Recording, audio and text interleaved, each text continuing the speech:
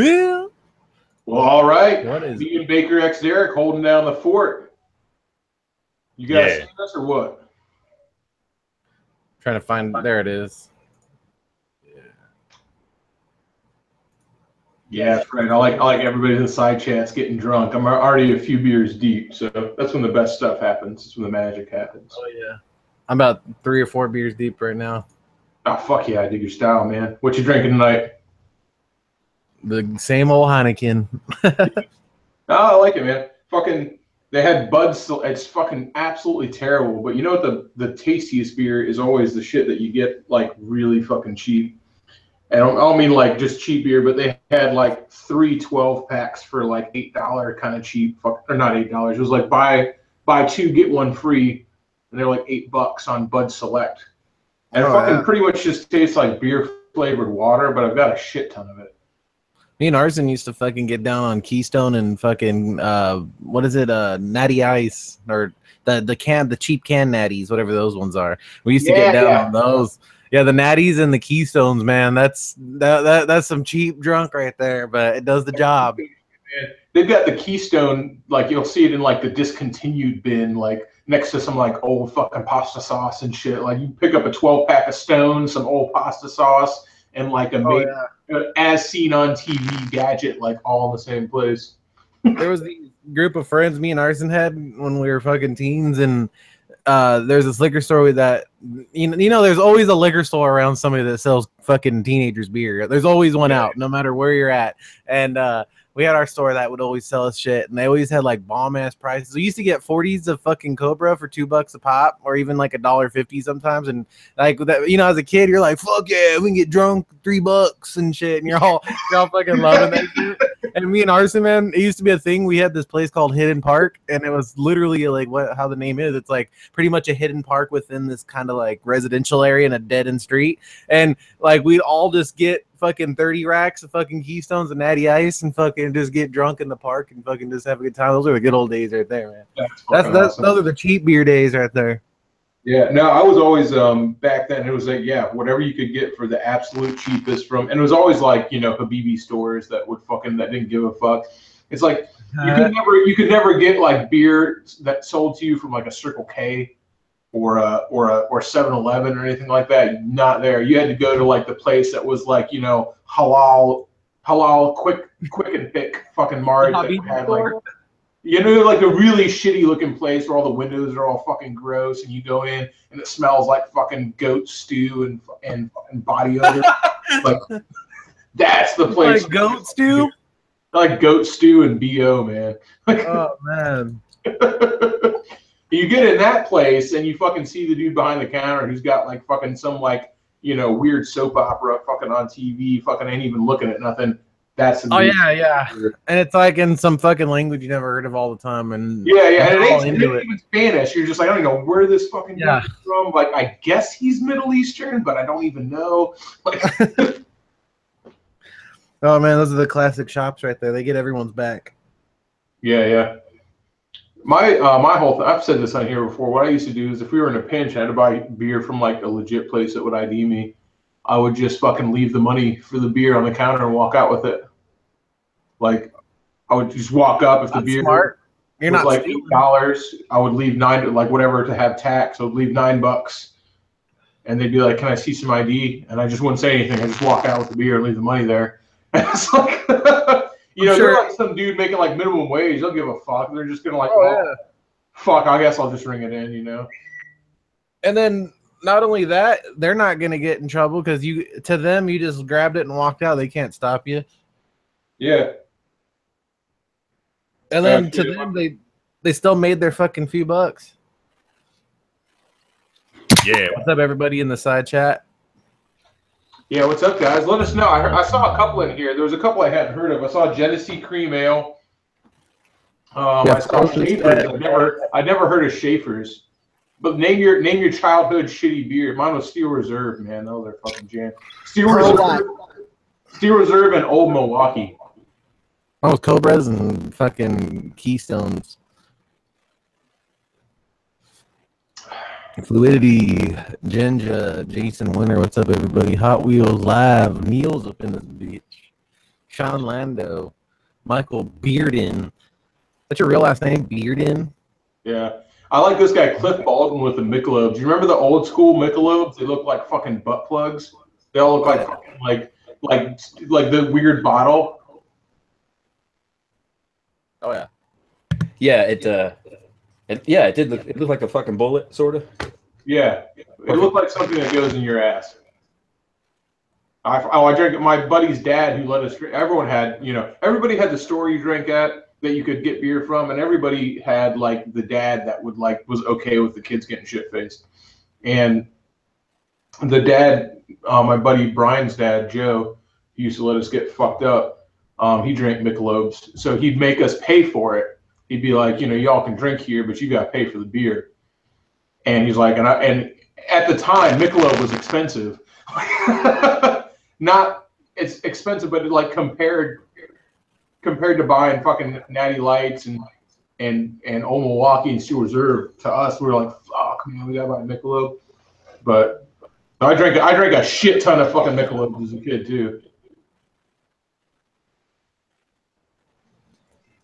Yeah. You're still on the High Life every once in a while, aren't you? I only drank that as an adult. I never drank it when I was a kid. I like it though. I'm drinking Hams right now.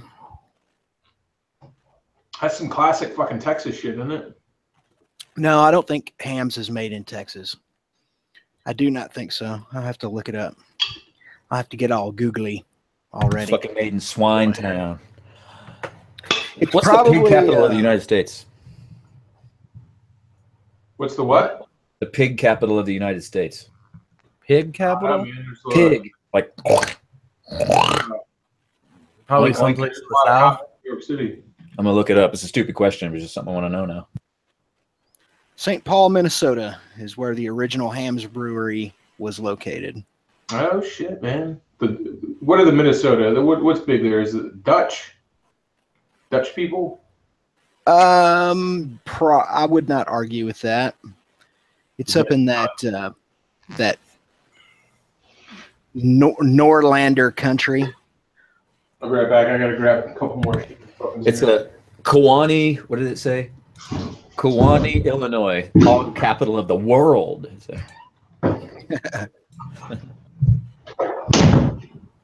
Yeah, it says the original brewery, I guess, is no longer running, but they have like 5 breweries across the U.S. They must be owned by a conglomerate. I can't find anything on it. It was part of Stroh and Olympia at one point, and I don't know. Yeah. It just shows that it's its own thing. I'm impressed if it's not owned by Bud Miller or Coors InBev, one of those. Huh. I'll be right back. I gotta at least wash my hands. I smell like horse dick. You know what Billy's been doing all day? You ain't trying to buzz some fucking horse dick action? It must be breeding season for those high dollar horses at Dolly World or wherever it is. Gotta get that money juice. Oh, what the fuck with Ian 187? $10. Jesus Christ, man. He just bought you a pack of beer right there. I know. You fucking paid for tonight's beer, man. Thanks, dude. Oh yeah. Neil unlocked with the drink money. Man, fucking Ian 187 with the OG shit. That was like, I remember doing fucking Neil's t-shirt contest. That was like one of the first videos I ever did that did well. I was like, man, I had so much fun making that. When he made t-shirts and he's like, anybody who like makes a video gets an entry. It was fucking so much fun. Yep. I did one too. Mine was the saving Neil back in Vietnam. Yeah, you like told a story about how like you were in Vietnam fucking saving him and shit. Yeah. It was all Photoshop of me carrying him out of some jungle. He got caught in a brothel in the wrong place at the wrong time. That was pretty funny. That was fucking good, man. I remember the thumbnail too was fucking classic. Yeah, I think I have the thumbnail on my Instagram. Let me look and see. I always go to send every single time I go to send B-Rad a fucking invite. Instead of typing in his name, I type in B-Rad because it's so fucking close. Yeah. End up with that extra E in there. Sorry, boys. Yeah. Yeah. So yeah, that place is fucked. Sounds like it. Holy shit. It was 12 hours. Usually, like, you've been to a riding stable, right, boys? Oh, yeah. Yeah. I just, take for a hoot, take our horse out in the trailer or whatever. Now, how many people were you with in a group? Just a few? Oh, it just depends. Well, dude, I was taking 21 people at a time out by myself. Oh, you're doing those horseback rides is the worst. Oh, God. It Horses. feels like Derek just fucked me in the ass real hard. People don't know how to read the horses at all. I mean, like, they have no idea how to read their horse, and the horses hate each other on the backsides. I fucking hate horses, man. Sorry. I do too. How the fuck? This is like 3,000 years of selective breeding, and they still get scared at a loud noise. Like, how the fuck does that happen? They're obviously not meant for it. Yeah. They got mad at me. I was blowing bubbles, and they're like, Yeah. "What are you doing?" About 3,000 I was like, "I'm trying to find the horse that I like." You get mad at bubbles. What a terrible animal. No, I was like blowing soap bubbles. That's a thing. Blow soap bubbles in the barn at the horses and see which ones flinch and which ones don't. And then you give the ones that don't to the kids. And they're like, "What the fuck are you doing?" And I'm like, "I'm finding me a horse." 2,000 pounds and nerves and fucking asshole, dude. Like, I don't want anything to do with horses. Well, every once in a while you will find a good horse, though. I would say that throughout my childhood and whatever, most of the horses I had or was in contact with, most of them were dicks to one degree or another. But every once in a while, man, you'll find a really good horse that's just like a big 900-pound dog. And Indy's disputed right there. Fuck horses. Yeah. I found my ride horse right away today because I could tell it was a dressage horse. Because when the woman was coming in on it, it was fucking snorting and shit and chomping at the bit and sidestepping. I was like, I want that one. And they didn't think I could ride it, but I love that horse. His name's Cole. He's a Arabian stallion. Shouldn't even been in a riding stable, but he's my guide horse now. Surfer said a horse tried to bite him once. So I've been bitten so many times by horses. I don't even know how many times. Starting when I was about 7 years old. Of course, when you're 7, 8 years old and you're around horses, you're going to get bit or kicked because you're an idiot and you don't realize that they can kill you. You see, that's the thing. That's why I don't like horses. I like dogs. Dogs obey you. Dogs respect the pack mentality. Yeah. I feel like if you want to like look at it on even a sociological scale, we're so much closer to dogs than we are to horses. I mean, horses don't fucking have any of that shit. No. Not even donkeys. You'd think that they're like more domesticated, right? Nah. Yeah, at least I don't know, man. I mean, I don't know that much about horses, so half this shit I'm just talking out my ass. But the worst are mules. Dude, you're right. Even horse people don't like horses, dude. They're fucking. Yeah, even equestrians have a love-hate relationship with that animal, and Billy mules are even worse than donkeys. Well, oh yeah, they're hybrid. Yeah, assholes. Hybrid assholes. But man, I automatically. Shadetree, my fucking man. It's definitely not like a motorcycle. But, yeah, a motorcycle that does what it wants to do and can't go as fast. It's a bunch of horseshit. Literally horseshit. Not gummy worms. Well, you said gummy worms. Take a piss with it. I think you don't see me complaining. I don't love gummy worms. The real not salty, but the real tart ones with all the weird salty stuff all over them. Man, I fucking love gummy candy because it's candy, but it's still made out of fucking animals. It's like a salty sweet tart powder. So you still feel tough about it because bone meal. When you're a man, let me tell you, things are different for you when you're a man. When you're a man, you don't eat sweets out in public, all right? You don't eat ice cream in public. You don't eat cheesecake in public. You eat it like a man in the dark while you're stoned watching cartoons. But like I'm always down with eating gummy candies because it's fucking metal. It's just like, yeah, this is candy, but it's made out of fucking bones, motherfucker. Like it's still fucking tough, man. It's like, my delicious bone candy. Like it's fucking pretty metal, dude. Oh man, That's a good point. I like that. Yeah, man. Hey, waste from nose to tail, man. They told me to eat them after I broke my foot. They were like, fucking eat gummy candies, man. It's got bone and it makes sense, right? yeah, gelatin. Got that gelatin. That's good for your hair. That's good for your skin. It's good for a bunch of stuff. Like Bones 270, that's how I eat candy too. There's no other way, dude. Like if you're a man, you know, you eat candy like a man. Alone in the dark. So, watching cartoons.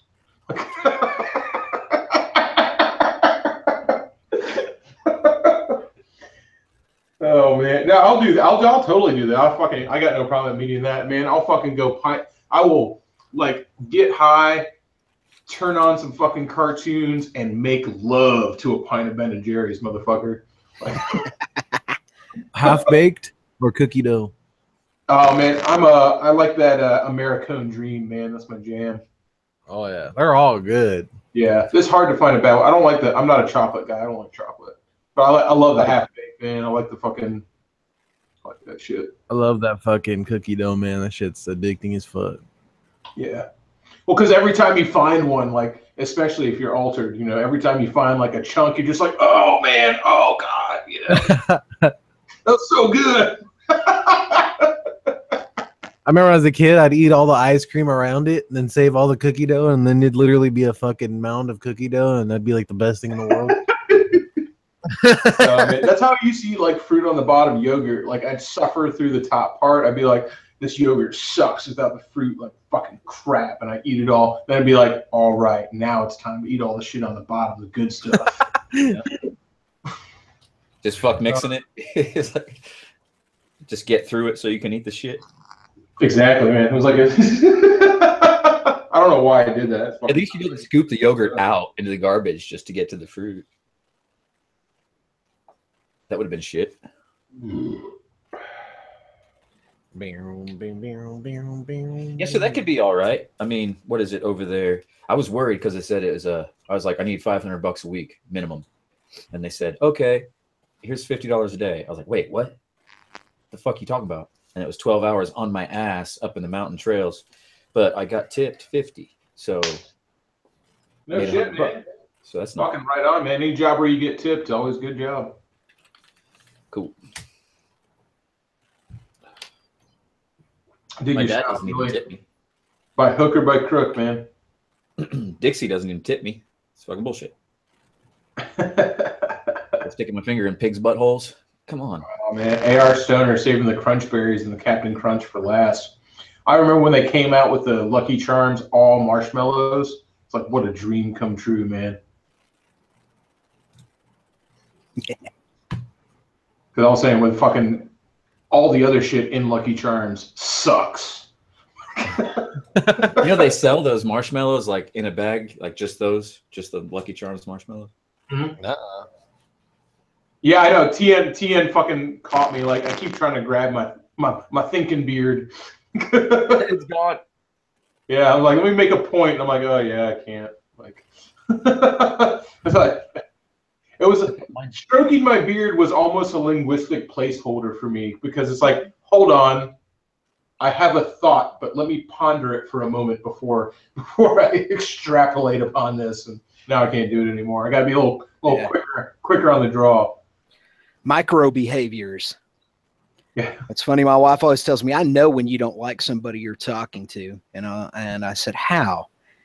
And she said, because you pull on your chin spike a little bit. You cross your arms and you pull, and you kind of, with your thumb and finger on your left hand, you kind of pull and stroke a little bit on your chin spike. And I was like, really? And damned if she wasn't right. I started thinking about it, and she was like, you were pulling on your chin spike. You didn't like that girl, or you didn't like that guy. I was like, yeah, you're right. Of course, I don't like most people. So No, I'm just kidding. I like most people, but every once in a while, you know. Yeah. Creeps. How did you know you didn't like that guy? I don't know. Maybe because you were beating them half to death in the street, a raging erection. Yeah, That's just one of those things that happens when you've been with a woman for 29 years. You know, she just knows more about you than you know about yourself in a lot of ways. Oh, fucking A, yeah, for sure. It's always fun to hear about that, though, because it's like, no, I don't think anybody likes that. I think that's the narcissist in everybody likes hearing about their own quirks from somebody else. You know, because it's always like, for some reason, very pleasing. Like not that I love hearing it, but especially when it's something good or at least neutral. You know, you enjoy hearing it for some reason. I don't know. Maybe it's just because the person's studied you long enough to figure it out, or whatever it may be. Well, it makes you realize, you know, there's the version of yourself that you perceive, that you send outward, that you think people are going to think a certain way about. And then there is the person that they actually see that you don't see, that is closer probably to the way you really are. And then somewhere in the middle, there's the real you. Right. And the trick is to find the real you. And that's the hard part.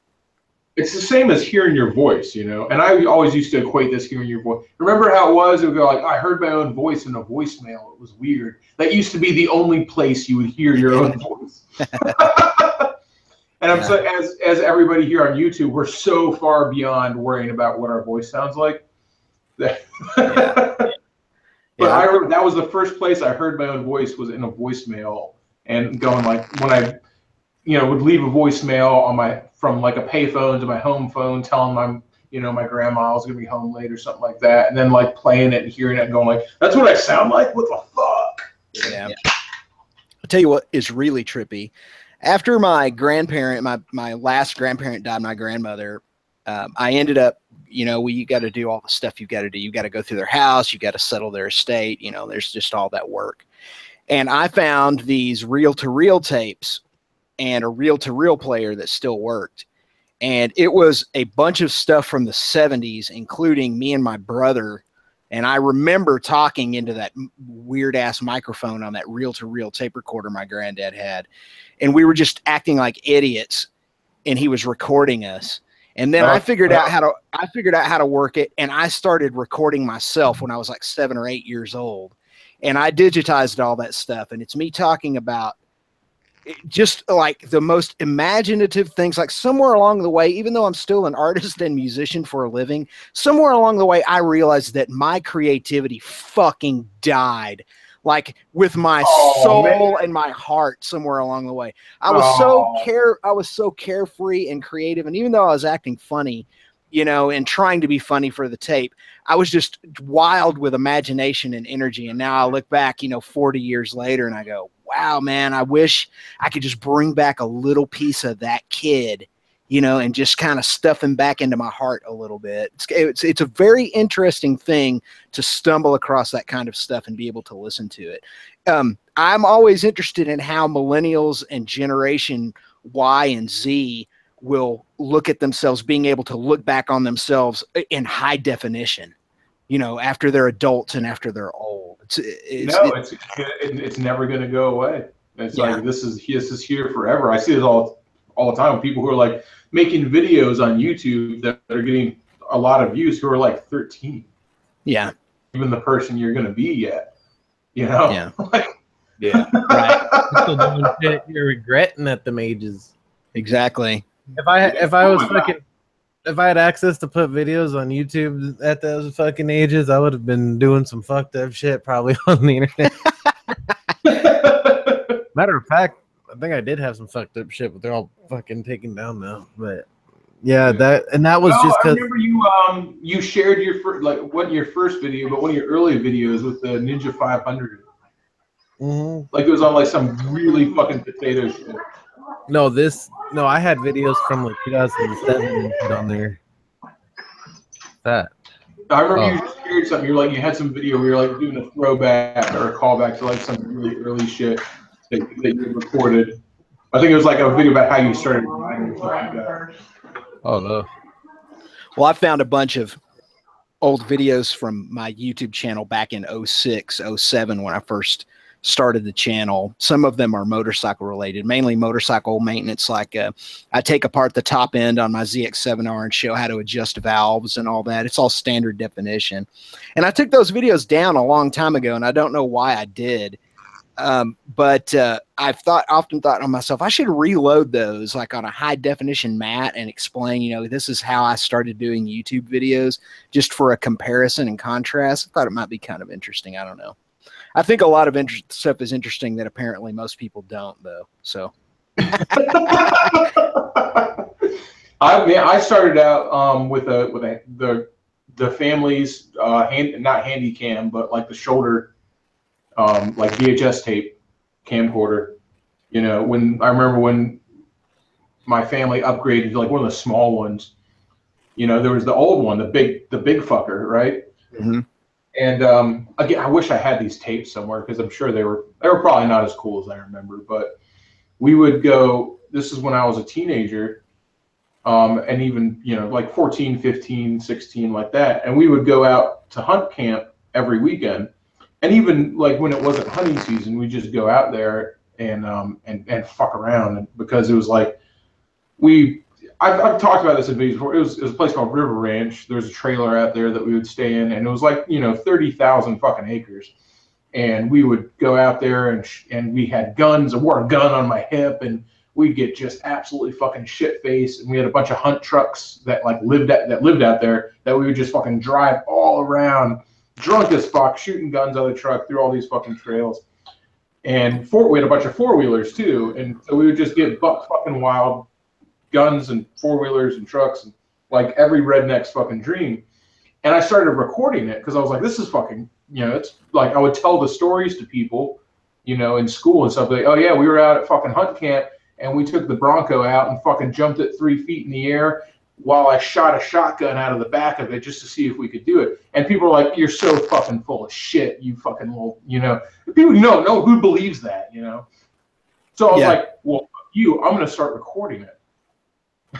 So I could prove that I did it. And that's how I started. So I had like just hours and hours of like the most dumb, drunk guns and four-wheelers and trucks and fucking stupid redneck shit, like hours and hours and hours of this shit on VHS. And you know, you forget about it. Who knows where it is now? It was pretty funny though. And that's how YouTube was invented.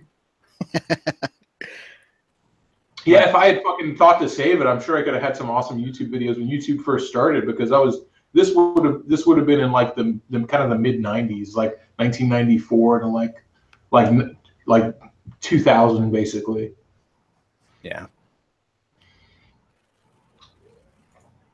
Oh well, I don't spend much time lamenting about shit I lost. The fucking fool's errand anyway. Yep. You can never do that. You shouldn't do that anyway. But you do. Yeah. Sometimes it's Once impossible. in a while, but like people who spend too much time worrying about what they've lost or what they used to have, like that, that's an easy place to live forever. It is, and a lot of people do live there. I notice that more and more, you know, being, I guess, firmly entrenched in my middle years. A lot of my friends, you know, I hang around with a lot of millennials, but at the same time, I also hang out with a lot of Gen Xers that are my own age, mid-40s people.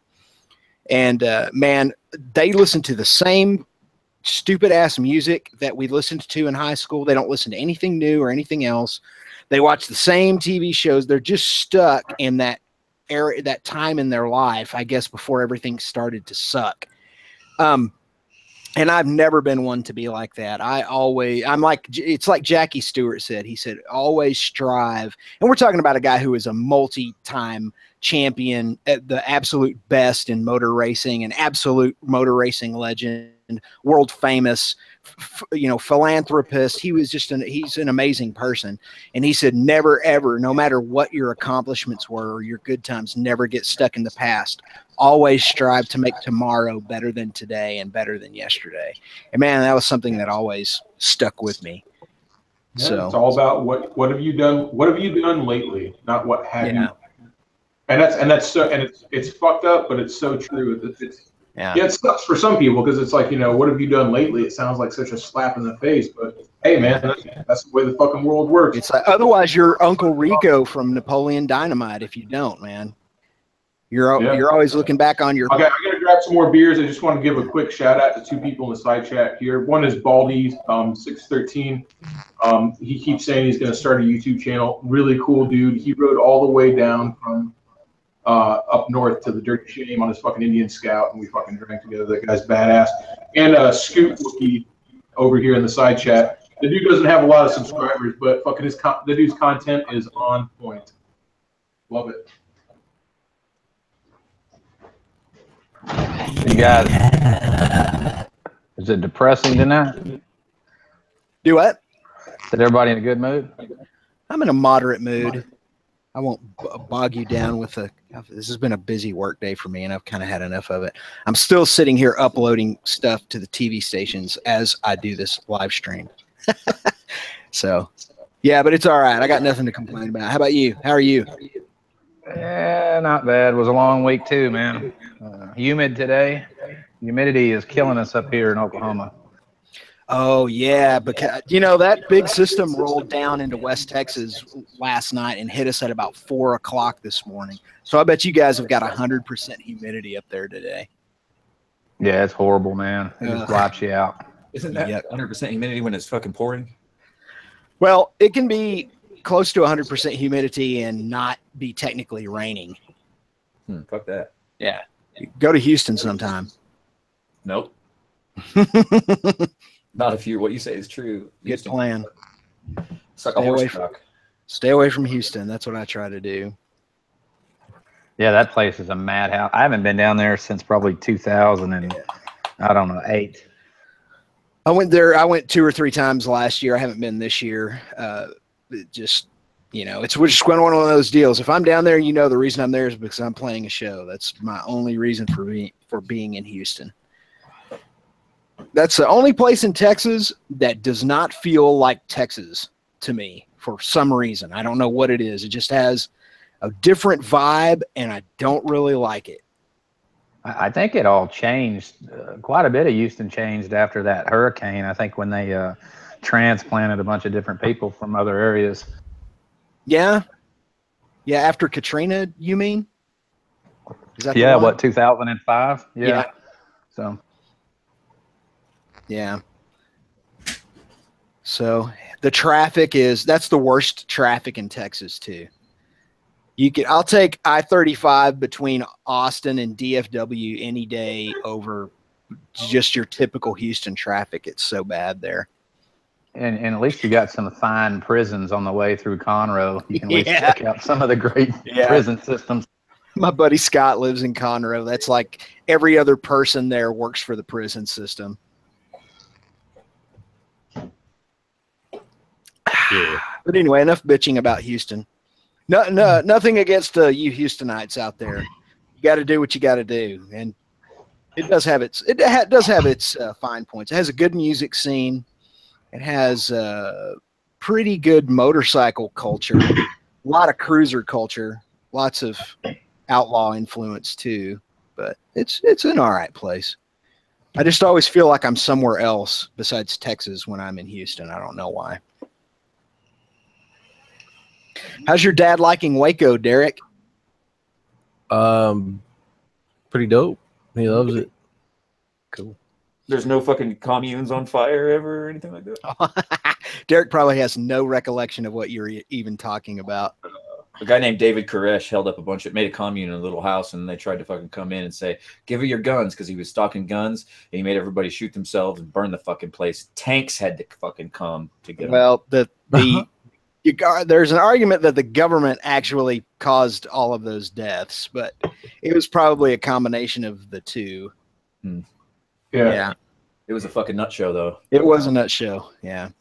They should have just left those weird-ass people alone, and instead a bunch of little kids got killed. Yeah.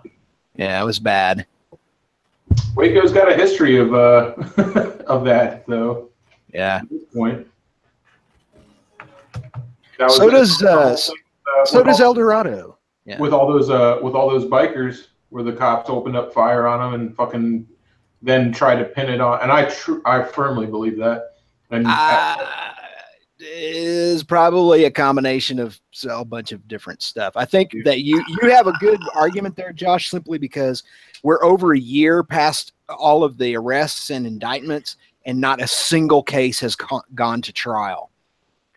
Yeah, So I think that it's so easy for a cop to sit there and say, this looks like it's about to go down, and then just start. Well, all it's got to take is one person to pull a trigger. Tim, you know, law enforcement, once one bullet goes, it's time to go. Fucking time to shoot. Yeah, it generally turns into a shitstorm as soon as one round is fired. Well, I mean, that's SOP though, isn't it? Yeah. Well, no, not necessarily, but you know, totality of circumstances has a lot to do with it, and there was clearly a 1%er fight / weapons brandished situation going on there before the cops even showed up.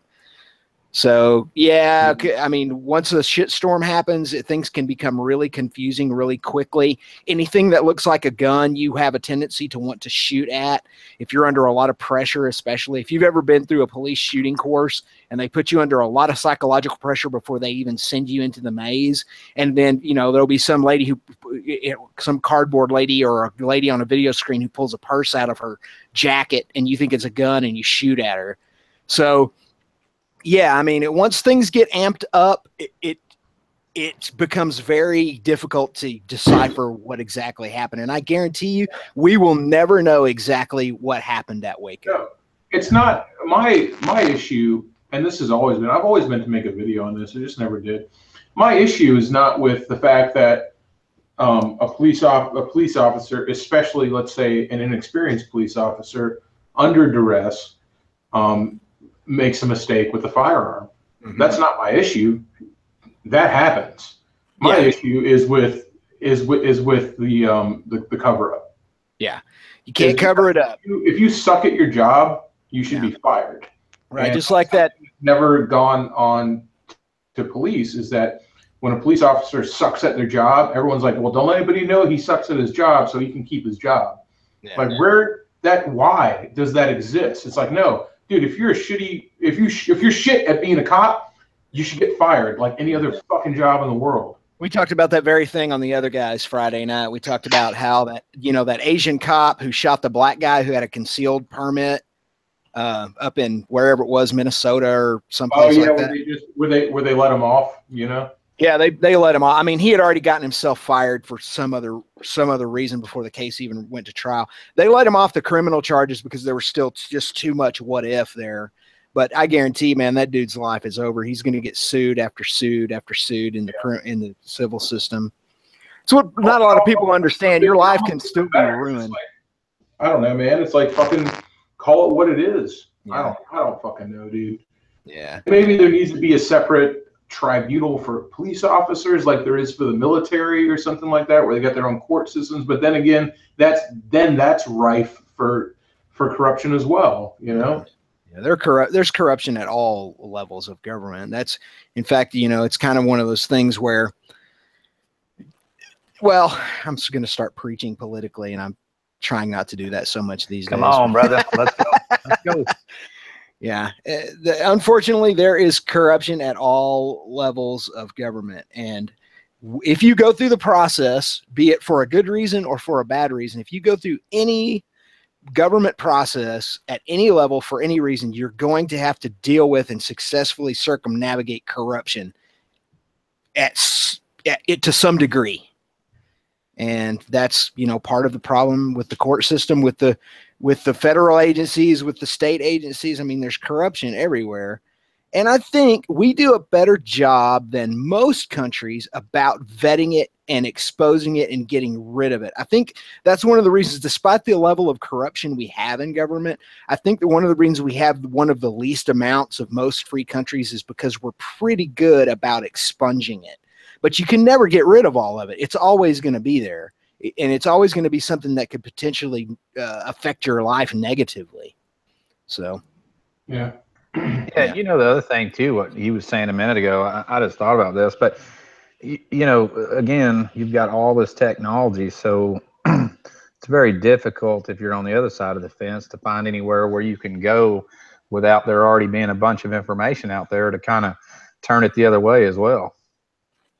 Yeah, and I'll also just read in the side chat a couple things, and we do if you guys got in the side chat got a question for a police officer, there is one in the side chat right now, and also just to address some of what they say. Yeah, being a cop is a shitty job, and that's why they should be, even in my opinion, even more stringent than they are in their hiring practices. Well, that should not be an easy job to get. They're pretty stringent. When I went in the police academy in the year 2000, or the end of 99, the beginning of 2000, 60 people tried out and applied in my academy class, and 6 of us made it.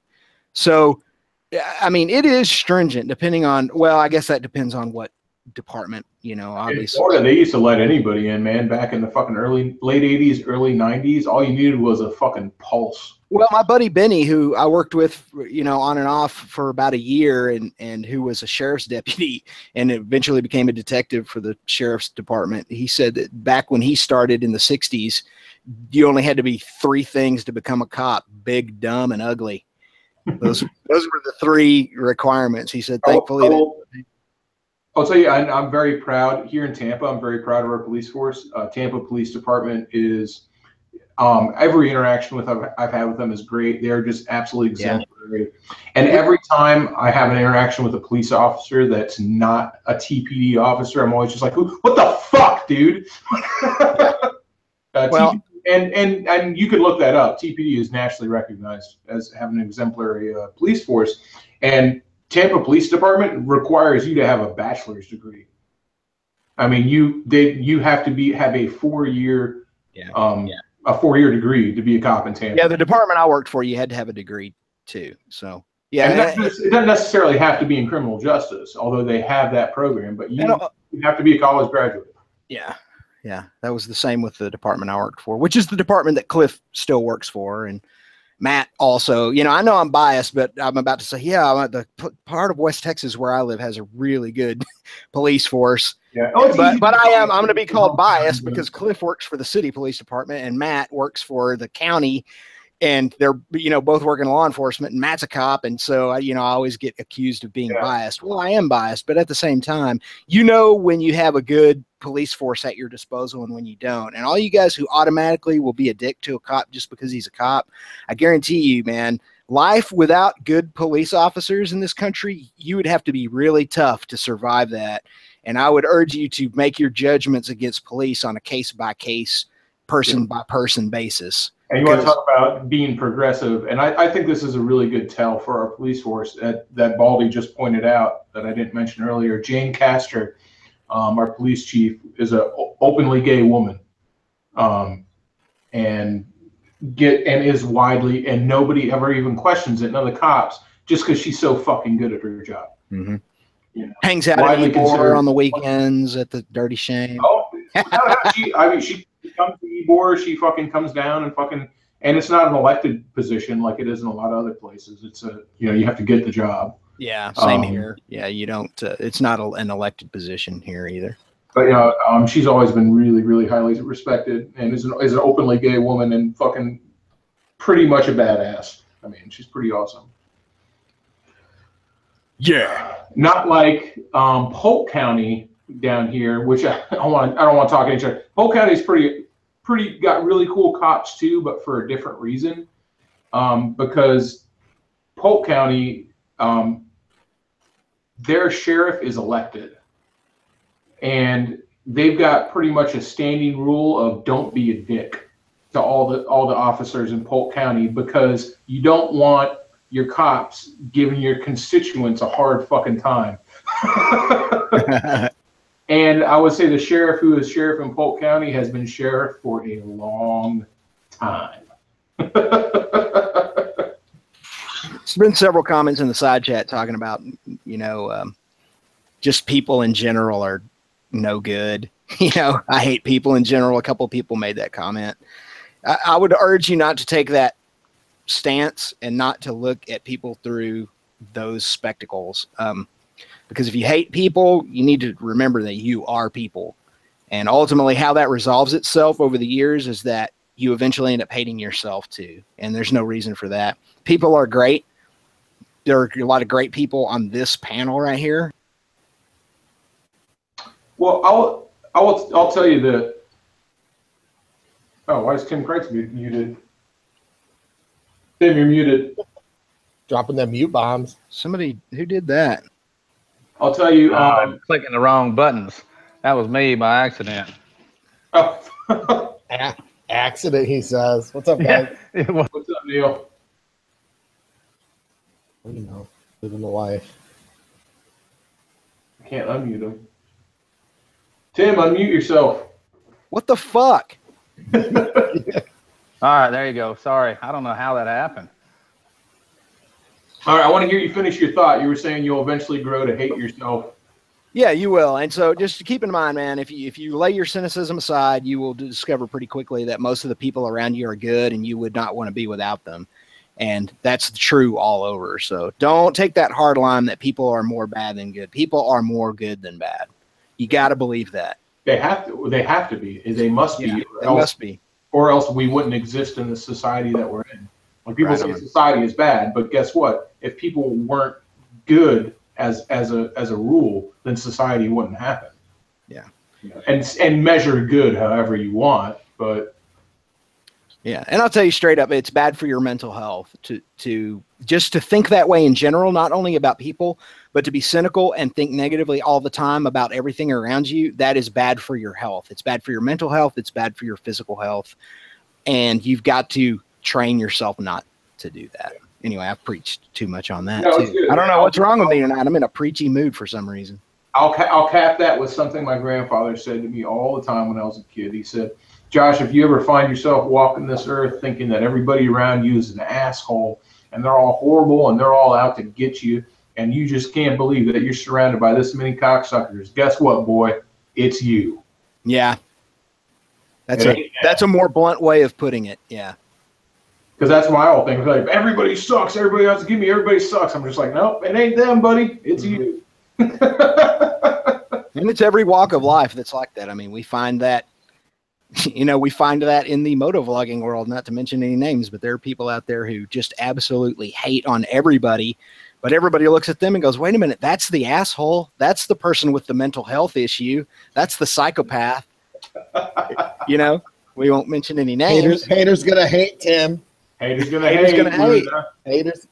Haters gonna hate. Anyway. What about that, man? We need to get some people in here. We were talking about that earlier. Tim, let everybody watching this right now. Tim, and this is funny because the person we're talking about was bagging on Tim. But let me tell you this. Tim is always the voice of reason when it comes to don't call him out, just be cool, like it's all good. The main thing for me is that, preaching calmness here. So yeah, well, the funny thing about it is the video that you guys sent me today to let me know somebody was bagging on me was made like 7 months ago, and I didn't even know about it until today. So we definitely don't want to mention that person's name or recognize. Yeah, you don't want to mention. I mean, it happened 7 months ago, and you never found out. That shows about how well it worked. Yeah, exactly. And the video still has like 200 views on it, so who really cares? But the main thing about it is that that person, I barely even remembered who they were. I had like maybe close to a year ago, 8 months, 9 months ago, I'd had just a little dust up with them. I thought it was pretty friendly. It was simply an exchange of adversary ideas in a comment section. I don't even remember exactly what it was about at this point.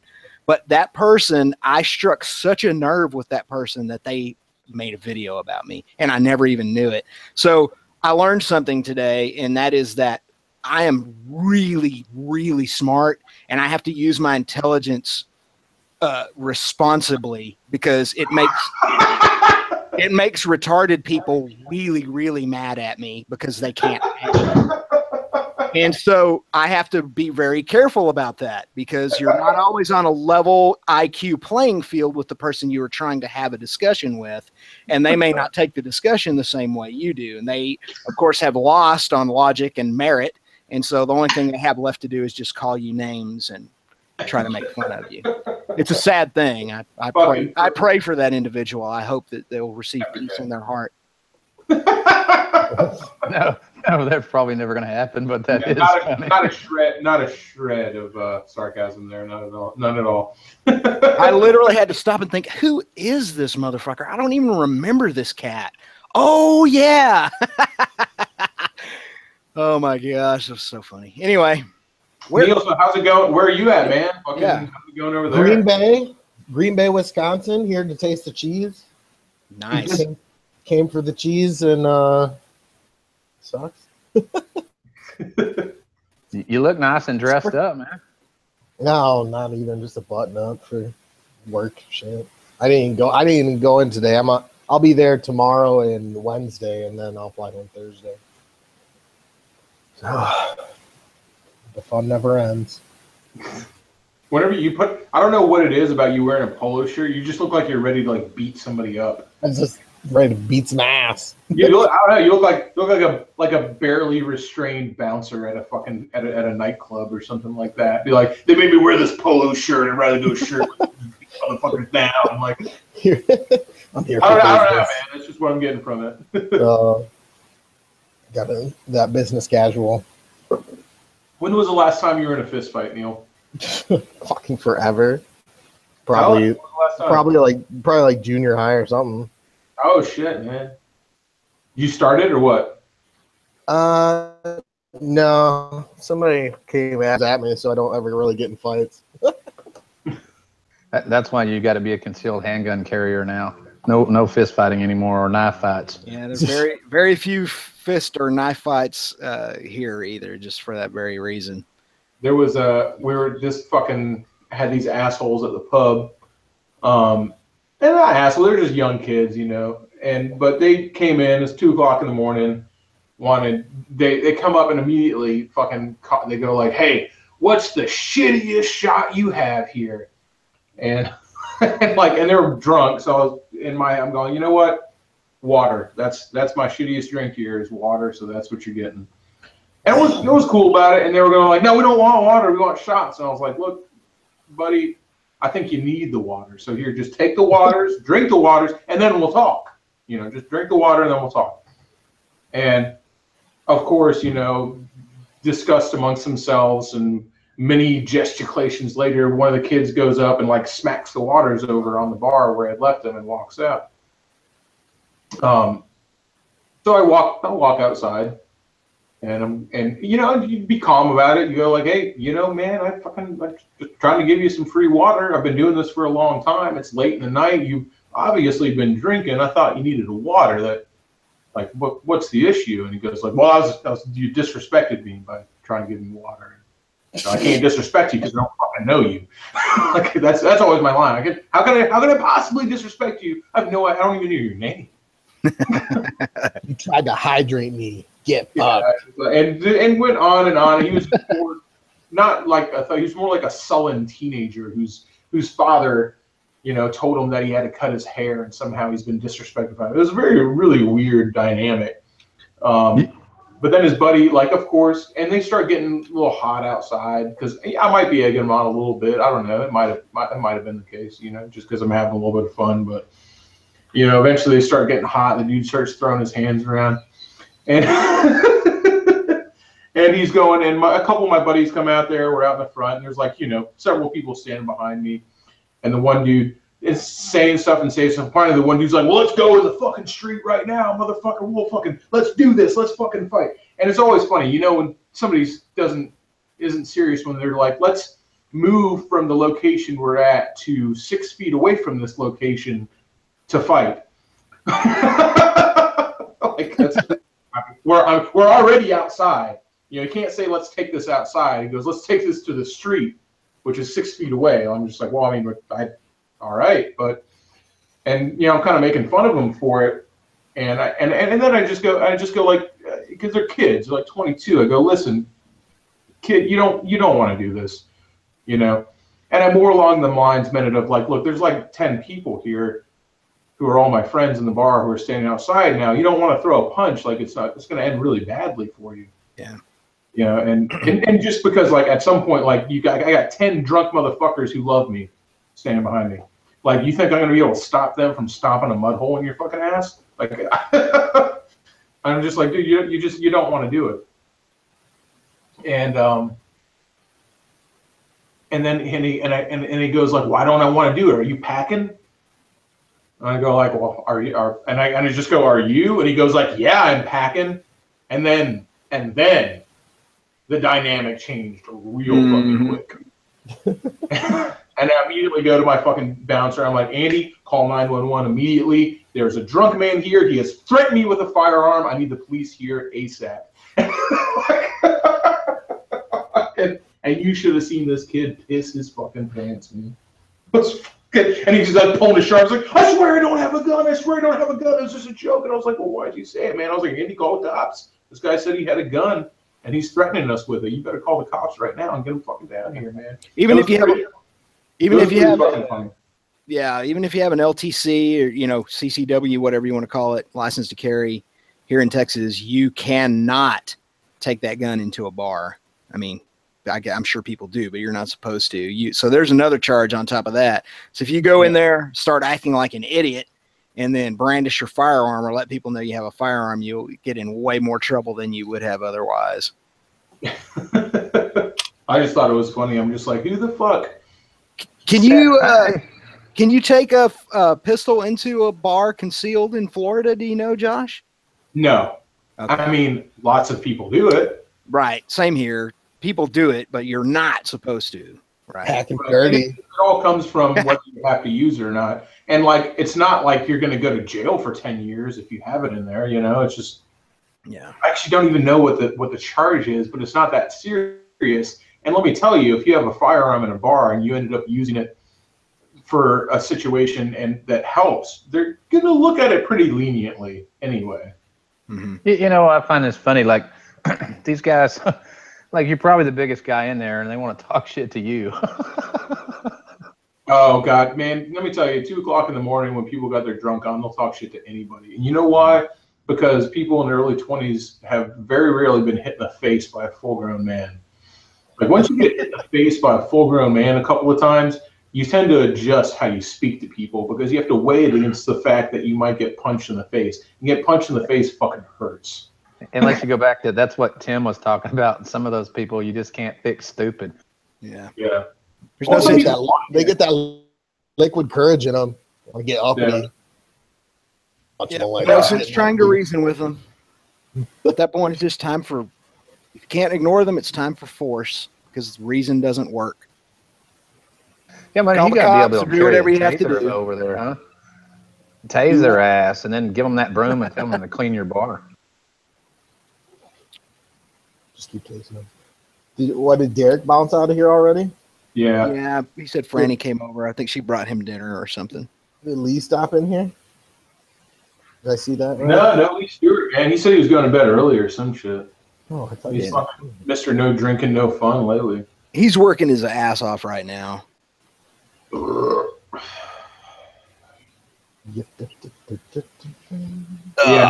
right back. You know what it is with getting punched in the face and liquid courage and all that, but like 9 times out of 10, 99 times out of 100, fucking people are pussies, dude. Like, they'll walk away. I like the being hit in the face by a full-grown man. Yeah. Well, exactly. Well, people are pussies, dude. Yeah, and you can tell. Like, I've been doing it for a long time. I can tell when somebody's ready to fight. Like, I can look at them and go like, this motherfucker is going to throw a punch, you know. And I can also tell, like, when somebody's they're looking for a way out, you know. They'll puff up, you know. They'll puff up and get all fucking angry, but they're looking for a way out. They're just like, oh fuck, I need to figure out how to extricate myself from this situation without looking like a pussy because I really don't want to have to fight. But I'm not, you know what I mean? You can see the gears turning in their head. So I'll give them a way out. And that's usually going like, I'll usually say, my whole thing is like when someone gets puffy and fucking wants to be weird about something I say to them, I'll just go like, hey man, you gotta respect me in my house. This is my house you're in right now, and you gotta respect me and you need to understand. And they're like, oh, well, you know, when you put it like that, respect, and then they'll walk. I'm just like, oh, whatever, dude. Like, I could tell you didn't want to fight. I gotta open the door and let you out. You know, like here you go, man. You done?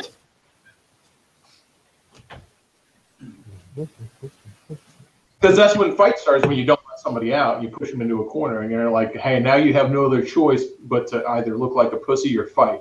And that's how fights start. Like, so.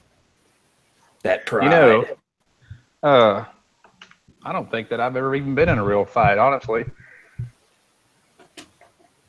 What? Really? Yeah, Sound like a nice guy. just speaking the truth, bro. You're a nice I kind of realized that not good things happen most of the time. Oh, look at that. Vroom Dana in the side chat. That's right, the game. These are the ones that were recommended me from Vroom to keep my foot from fucking breaking again. So far, they've worked 100% of the time. Those are some legit boots. Yeah. They're fun. I've been meaning to get some like riding shoes or something I can ride in, like shoe style. Or If I had to be naked, it'd be fucking boots, gloves, and a helmet, man. Like boots especially. Like I just that stupid fucking crash I was in, I would have been just fucking fine if I was wearing boots. Like good boots, you know. that's crazy. Yeah. Well, that's what I said. The comp fives I have, they're like wearing fucking tennis shoes. I never even fucking knew. Oh, you got like riding shoes too? No, like these. I'm talking about now. You can't even just buy riding shoes. You got to buy fucking good shit. These are the ones that I broke my foot in, like, and they fucking like look at that. Look at that.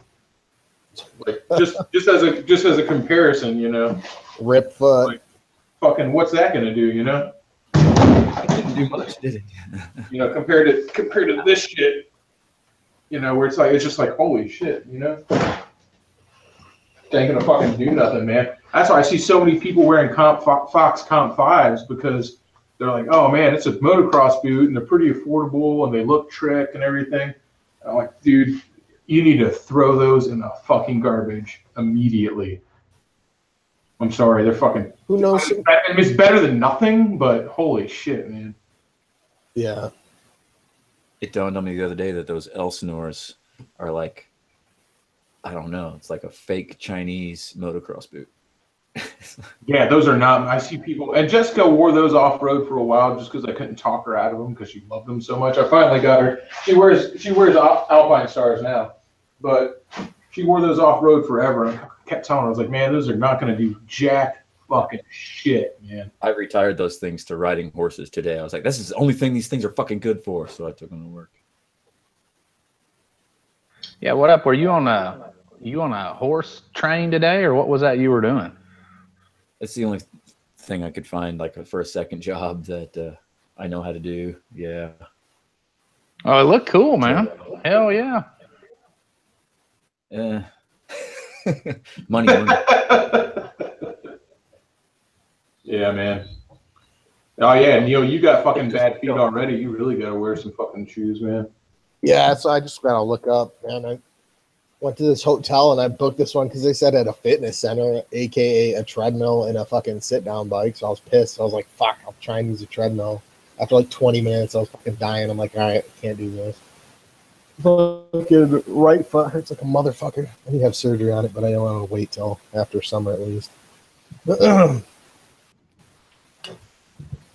Yeah. I'm back. I'm getting laid up. All right. I gotta do beer run. I'll be right back. You going to the store? No, I'm just Beer going. run. I bet Dang, Josh misses having Fridge that out there? those badass stores that were right by his house when he lived in Palmetto Beach. That little store with a restaurant in it and Stoney's Pub.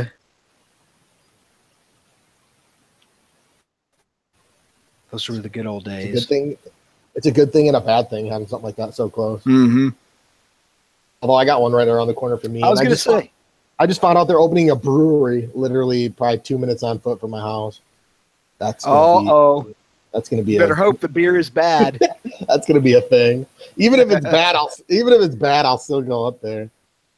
Although my friend who owns a brewery said that he knows a guy who's opened it. He said he's pretty good, and he said he also smokes some fucking amazing bacon.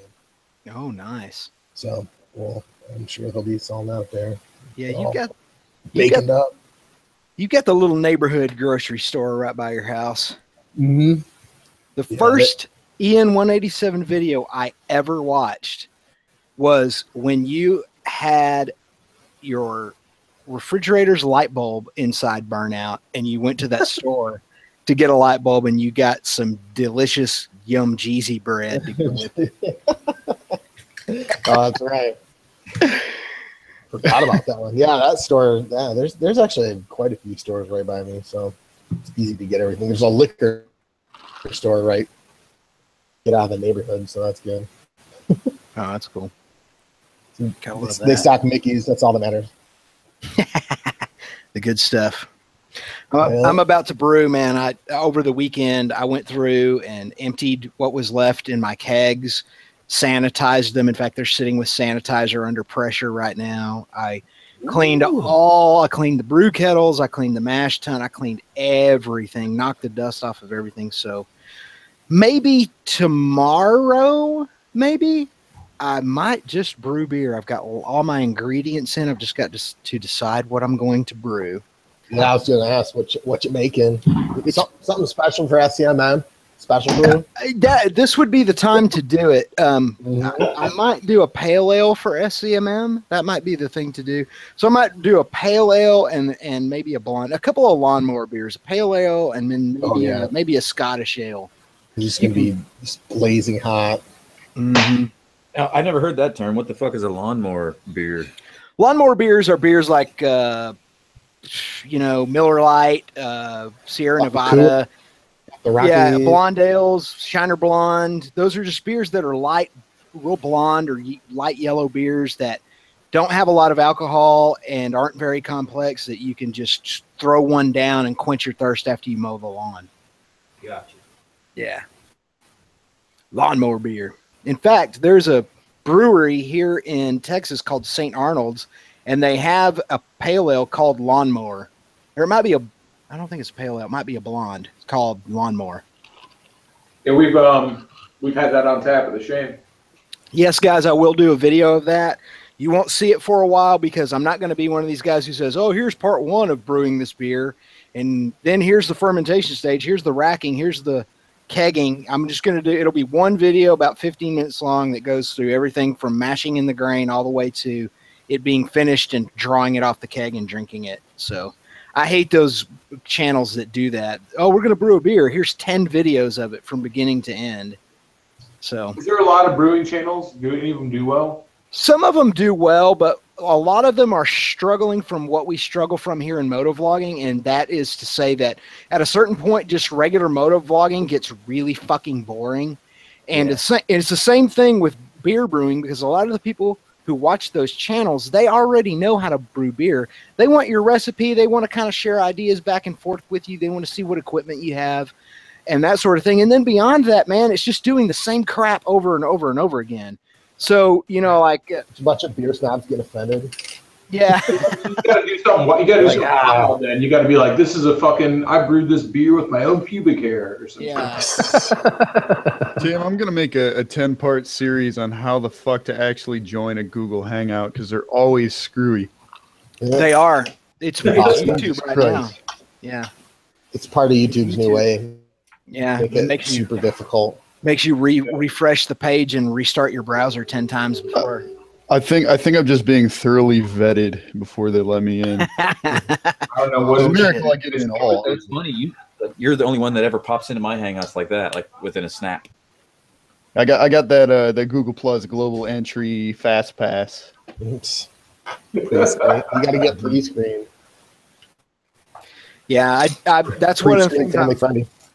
I'm kind of doing that very thing right now. I've done a few little experiments this year with things that aren't exactly moto vlogs.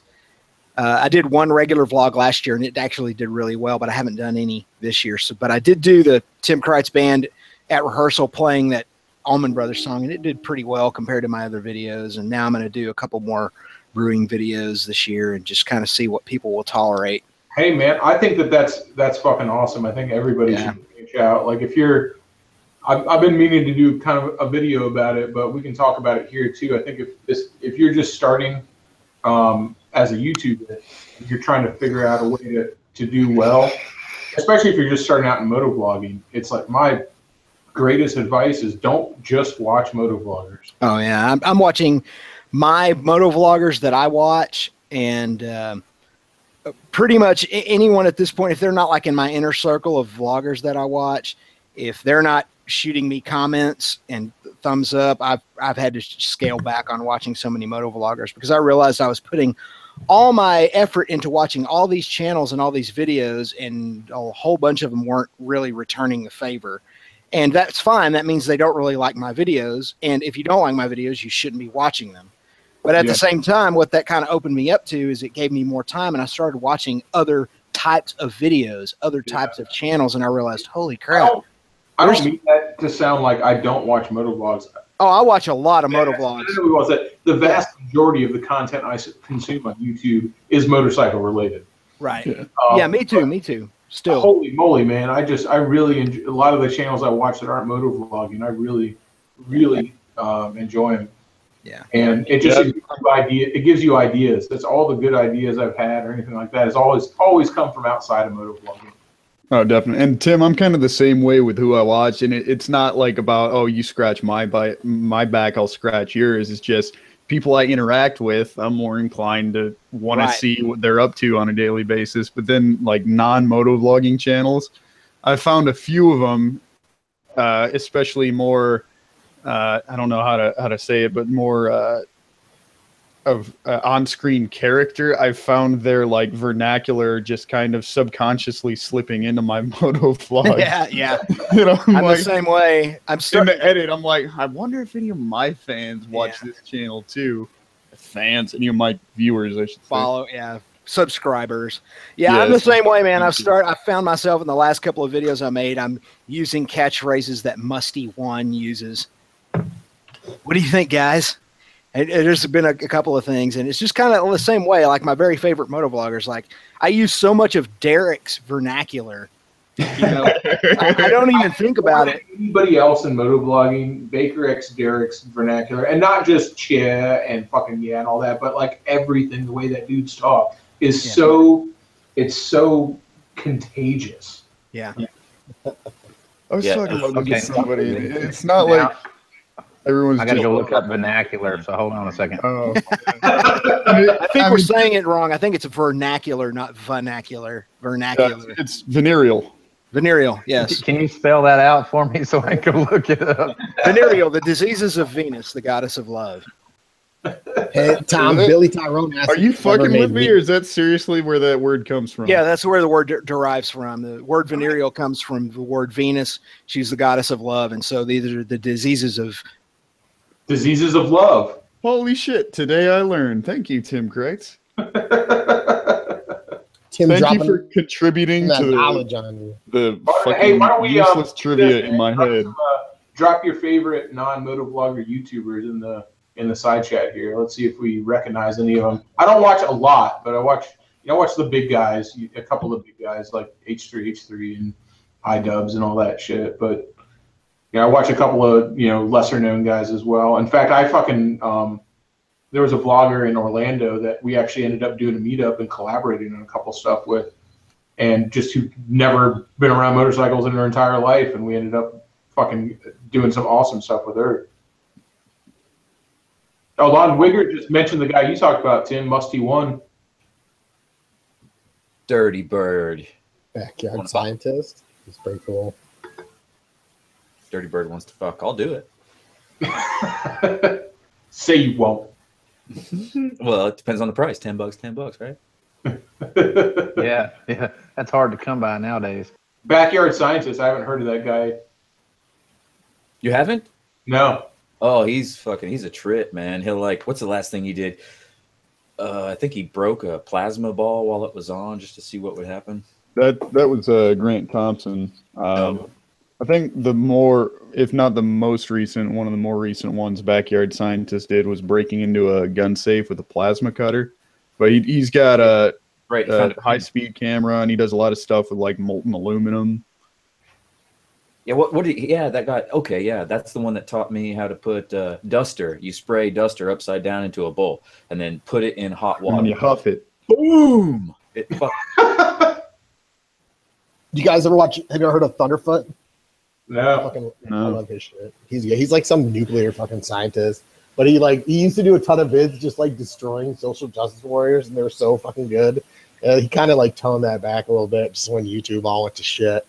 But he does like a lot of cool like science stuff and just like I don't know. He debunks a lot of like the Kickstarter and stuff, like the bullshit ones, like those that'll make fucking water from nothing, from air, and like solar roadways and all that shit. Like totally just shits all over them.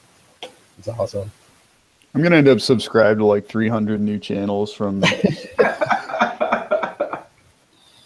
Backyard. Who are you people? Oh, Yeah, yeah, Thunderfoot's in Yeah. man. Of course, Joe Rogan podcast, man. Those always get me fucking so amped up. What about Oh the yeah, Russian those are hacker? good too. You heard of the Russian hacker? Of course. No? It's this Russian. Crazy Russian hacker. You don't know? Welcome back to my laboratory where safety Yeah, is number that one. guy is Blah, like blah, a- blah, blah, blah. Safety is number one priority. If you like food and big tits, check out Emma's Goodies. No, I'm just gonna go subscribe right now. I don't give a fuck. Man, if I could do anything else, I'd probably do a cooking channel. That looks like it'd be so much fun. Like, cause I like so many. That's something that I can like. Some of the early viral Go videos was Epic Mealtime, man. Dude. I always like back in the day watching Epic Mealtime, being like, this looks like so much fucking fun, you know. I like how in the first video on that Emma's Goodies channel, she's cropped off the top of her head in an attempt to put even more of her tits in the frame. But anyway, Dude, obviously this channel is all about the goodies. there you go. Check Q3. Am I Not back, disappointing. boys? You're back, boys. Actually, Don in the Five is the one who introduced you're in. regular car reviews. That guy's fucking awesome, man. Can you guys hear me? Am I back? Yeah.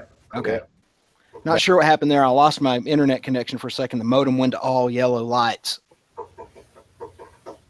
Regular car reviews is so weird because it's like if they do these videos on cars and it's you go like, oh, it's going to be a review on this car, but then it's just some weird avant-garde like dude's obviously a liberal arts major, an English major in college and just like writes these crazy articles about these cars that have nothing to do with the actual performance of the car. It's always just about the emotions they've evoked in people and stuff. It ends up being great. I mean, it's amazing. It really is. And they're popular. I'm sure a lot of people are going like, yeah, I know that because I've seen like homage and spoofs of regular car reviews, but I don't think I've ever actually seen a video from them. Waylon, I'll tell you this: be careful because you watch one and you're all of a sudden you're like, how the fuck have I watched 6 hours of this dude? The regular car reviews, I've seen a few of those. Yeah. Damn, Tim's showing up twice on here now. How'd he do that? Yeah, Double- it's we, double we got, trouble. we got stereo Tim in here tonight. It's just a stereo. stereo Tim. How about surround sound Tim, man? There's Come on. a router We with got- 88 miles an hour and then lightning struck and Yeah, We got so Dolby Digital Tim, THX certified. Yeah. tune in next week for 7.1 surround Tim Kreitz. Yeah. I wonder if that is Just- the problem. Hold on. Because I was mixing some audio today. Let me go back and check what's causing the problem. I think I lost my Illuminati. internet connection was the original problem momentarily. Television. Weird science. Yeah. Yeah, Lawn Demolition Ranch. I like that channel too. Basically, every video is just like, all right, we're gonna do this, and now let's shoot it with a fucking 50 BMG. I love that. Yeah, I've caught a couple of those vids. They are cool. And then he's got a few other channels because he's a veterinarian, and then like he's got Vet Ranch, which is a lot of stuff at work, and I could not bring myself to sub to that channel because the first video my bitch ass was like in tears about all this shit this dog has been through. I'm like, nope, I'm not subjecting myself to that. God, man, that's Jessica's job. Fucking, well, not right now. She's not working right now because she's taking care of her mom. But like fucking working at an emergency vet clinic, like it was so fucking crazy. Because you're like, oh man, I want. It's always girls, you know. They're like, I want to be a vet tech, and I'm gonna help animals. I'm gonna give Fluffy his shots. And, No, you're going to be a murderer for hire. and it's like, dude, her job is at a 24-hour emergency clinic where she works the night shift. So nobody brings in Fluffy for a checkup. It's always like, my drunk husband just backed over my dog, and it's like, again, it's not that, it's the people are both in here freaking out and crying, and it's just like the worst fucking shit you can possibly imagine. Because it's never just the dog, it's never just the dog or the cat. Like, that's sad enough. Like, here's a dog that got hit by a car, here's a dog that's having seizures. Like, that's sad enough. Then it's also the owners of that animal are in there flipping the fuck out. You know, it's just. But the best way to put it, my buddy Shane, man, he was in paramedic school, right? And he witnessed a car crash, and he was getting ready to graduate, getting ready to fucking try and get a job as a paramedic. He witnessed a car crash, came up to it, and bad one, knew what to expect. He goes like, I knew it was bad. I could see it was bad. Like, I've seen all these videos. I've been through all these practicals. I'm going like, I know what to expect. I know there's going to be blood. I know somebody may be dead. I know all these things. And he goes, I was 100% prepared for the driver who was dead. He had a steering wheel embedded in his chest. He was dead, and it was fucked up. He goes, I was 100% prepared for that. That didn't shock me at all. He goes, what I was not prepared for was his wife, who was in the passenger seat, untouched. And he just goes, and he handled it. He goes like, and I stepped away. He goes, I couldn't be a paramedic. I was like, I can't fucking do this. Yeah. I'm just gonna put a list of my favorite channels I'm watching now that are not motovlogger related right now. Yeah, I know I've talked to Tim about this before, but we have a lot of channels in common that are completely unrelated to motovlogging, but it's kind of cool. I mean, they've got literally millions of subs, so it's not too crazy of a coincidence, but yeah, it's always fun to see what other people watch. Yeah. I heard a real low key, yeah. I mean, I watch a lot of social commentary, guys, but I don't know. I dig that shit, but it's like you find a lot of the good ones around people who are in like the 20 to 30,000 sub range who are just really stepping outside the box into what they create. You know, you get a lot of these bigger guys, especially non-motovloggers. A lot of these bigger guys who are non-motovloggers rest on their laurels a bit, but these guys who are really fucking hungry. In kind of the lower sub counts always end up making some really cool shit. And this is completely all speculation, but I'm guessing around that channel size, they're getting enough traffic where they're really starting to put shit tons of work and effort into the videos, but they're not big enough to the point where it's like fearing any sort of retribution or backlash or loss in viewership from something that they want to do.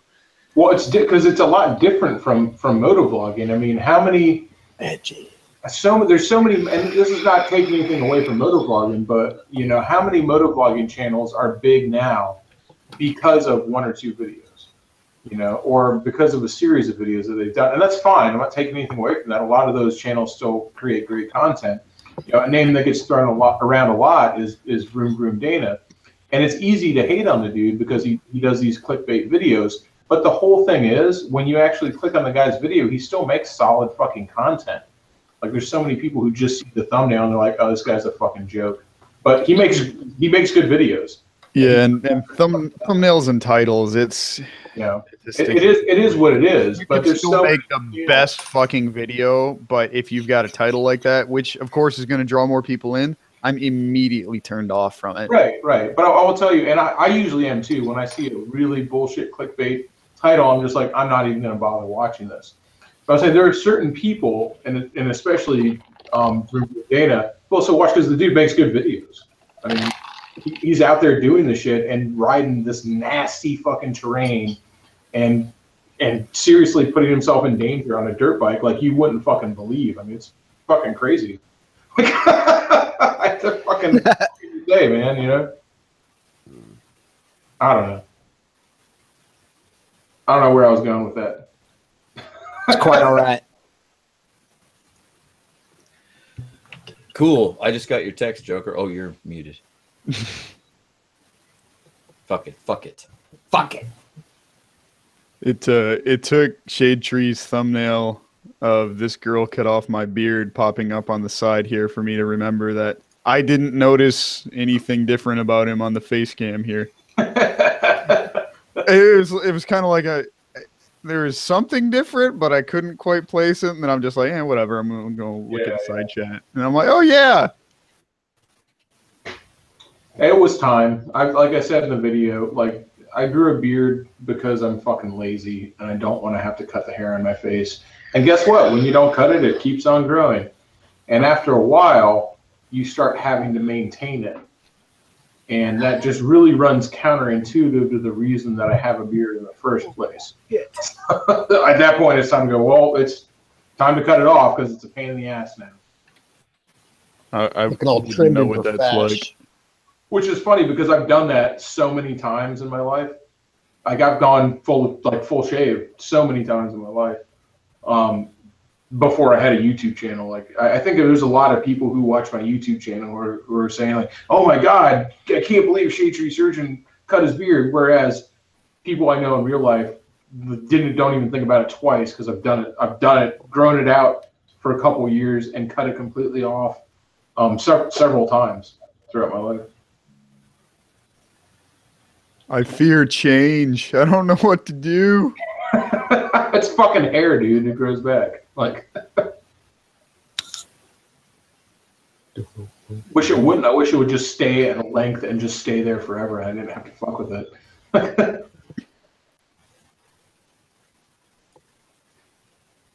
What about you, Waylon? What about you, Neil? You ever go completely babyface? Yeah. Yeah. I like how you changed who that question was to after realizing that I've always been completely baby-faced. Well, I can't really grow like a majestic beard like you. Like my shit's so patchy and fucked up. I'm the same way. It's just fucked up. So this is like a little bit. I got a light dusting, and that's about the best I can do. But maybe I'll just shave it all off for SCMM. Just baby face Neil. 2 years ago, I did grow a full goatee for a while, but it drove me crazy, and I just shaved it back to a chin spike. I've done so many different shit. I had just sideburns for a long time.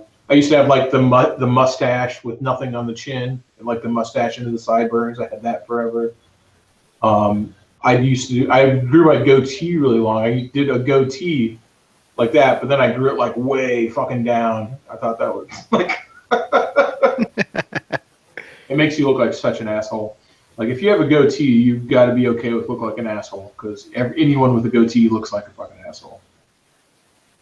It's just goatees are a weird thing. I tried it like you can remember back like here's a good. I look back at these videos from 2 years ago and I'm like, man, why did I have a goatee? It's just not. It's so not Tim Kreitz. You know what I mean? Yeah, you look like. I mean, it's very much like I'm a bouncer at a fucking bar and my name is fucking Jeff. And if you fucking look at my girlfriend the wrong way, I'm gonna stomp a mud hole in your ass. Exactly. I'm 40s and I'm aggro and I got a big freaking machete in my back. So what you're saying is it's super fitting for I drive a Ford Explorer with rims. Yeah.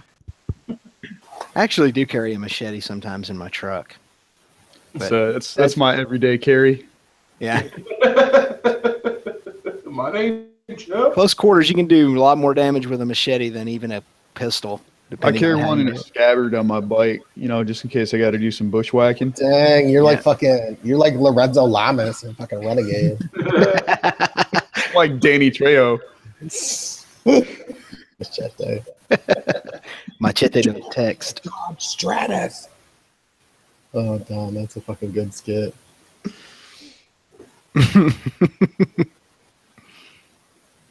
I don't know, man. The beard just it is what it is, man. And I feel like it's like I certainly can't grow the best beard. I don't grow anything like under my lip. You know, like motherfuckers sometimes have that fucking crazy shit under their lip. I don't grow anything there. I don't grow a super thick mustache, you know, but it's just like, I fucking hate that shit. I keep meaning to make a video on this too, where people are just like this whole like dollar beard club shit. Oh yeah. It's just like this weird fucking play upon like you're not manly unless you have a beard or something like that. And it's just the dumbest shit. Some people grow big beards to cover up the fact that they're a giant pussy. Hey, that hit a little too close to home, Tim. Sorry. I did like the thought of you with one of those twisted like mustaches, Shadetree, when you're in the middle. You're talking just about if I ever do that, put a bullet in me. Man. I think you need to do that for a vid, just as like a character. And I think she needs to just style. so I can see it, just so I can see it and laugh forever. You need to like style and oil your beard and then tie your hair in a man bun. Yeah. Dude, fucking okay. So you want to know who watches the most some skinny jeans? Is my girlfriend. Jessica watches the most garbage fucking content, and she watches this motherfucker. Right? It's some shit. It's some makeup chick and like her boyfriend or husband or whatever. Like they always dye his beard and then like paint his fingernails to match. And I'm just like, dude. I don't even want to call him a faggot because I know faggots who are like way more manly than this motherfucker. Like, and just like teal, like he's got a beard, but it's teal, and then his fingernails are painted teal as well. And it's just the worst. It makes me want to fucking hit him. I've never seen anybody that I want to hit that bad. R/punchable faces.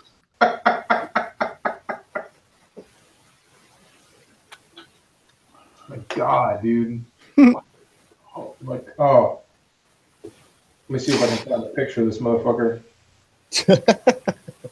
Don't. It's going to enrage you. Dyed beard. Let me look at it. It'll probably come up.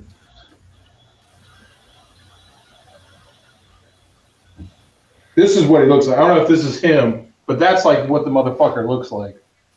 Oh my God. He looks like a Sims character. God, he looks like just a gay ass Smurf. Don't you want to fucking hit him?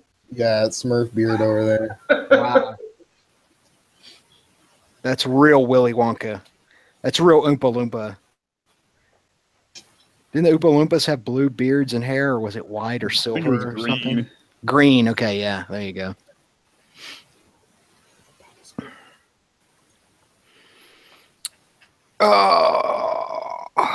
Let's take some questions from the audience, huh? Sure. Fucking hit us up.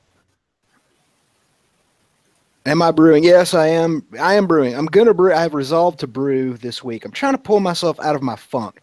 I have been for a year in particular in this really bad funk that I can't explain, and I haven't brewed for almost that whole time. It may be hard to believe, but yeah, I really haven't brewed since the last SCMM, maybe one time since then. So yes, I'm going to brew this week. I am going to get back to doing the things I love to do and just start doing them like crazy. Someone asked if you made mead earlier, if you've ever made mead. Yeah, I have made mead a couple of times, and it pretty much tasted like hobo feet. If I had invested more time into it, I would have probably come across with something good, but I just didn't really do it right. I made some mistakes. I think that maybe I did not pasteurize the honey. I bought honey that was already pasteurized, but it probably needed to be repasteurized. Who knows how well they do that these days. And so I ended up with just weird flavors and I never did it again. People who really know how to make mead, they are artisans in their own right. And I figured out I make really good beer and I make mediocre mead. So I just stopped making mead and concentrated on what I felt like I was good at. Oh man, I found a meadery right by my house, and it's actually fucking fire. Oh yeah, if you can get guys who really know how to do it, if anybody in the side chat or any of you guys are interested in mead and like drinking it, there's a company called Moonlight Meadery, and that guy who owns Moonlight Meadery and does all their recipes and is their head it's not really brewmaster because you don't really brew mead. Their head muster, I guess you would say, mustmeister. He is a genius, and they have delicious meads. He's a real weird dude. Like, he's a real sciencey kind of guy. He's a little bit difficult to talk to, but he's a good dude, and he may have a few little problems with social cues, but you know, geniuses are often like that. Yeah, Moonlight Meadery, great meads. A couple of people asked about the XS650 build. It's not in my. I would show you. It's just not in my garage right now. It's still finishing up at FNA, and as soon as I get it back, I'll make another video on it. Hey, you got a guy over here, Swedish Nuts. Shadetree says, "What are your tattoos' most memorable possessions other than your bike?" My tattoos? Yeah, he wants to know what they are. Oh, like, I don't know, man. Johnny Cash right there on the left arm. On this arm, it was mostly copying my grandfather's tattoos. And just one for a friend who died up here, some art that he did that I got after he passed away. This is an anchor with 3 roses. It's for my grandfather. This one, and nobody's going to fucking know this because nobody ever does, that's Petunia. So yeah, I can make her dance. Please, somebody in the side chat or somebody somewhere go like recognize what Petunia is from. And then I've got an armpit tattoo. It's a spider web that I got because I was drunk and I said I'm going to be a badass and get a tattoo in my armpit. try to make people think you've been to prison. Yeah, and then Waylon Jennings tattoo. I do. I have a Waylon Jennings and a Willie Nelson tattoo. Well, I just played a show for Waylon Jennings' family the weekend before last. Yeah, it's on my legs. I don't really want to drop right that now. Guy was a legend. Show a little leg, get some views. Yeah, I've got a portrait of Waylon Jennings, and it says "Never could walk the line" on it. And I've got a portrait of Willie Nelson, and of course I got a Johnny Cash portrait as well. And then I've got the most American tattoo ever on my chest. I've got a Pearl Harbor scene, and I've got it's the battleship, the USS Arizona, which sank with all hands at Pearl Harbor, on my chest with a bunch of Japanese zeros flying around and stuff like that. It's pretty cool. It's just not finished.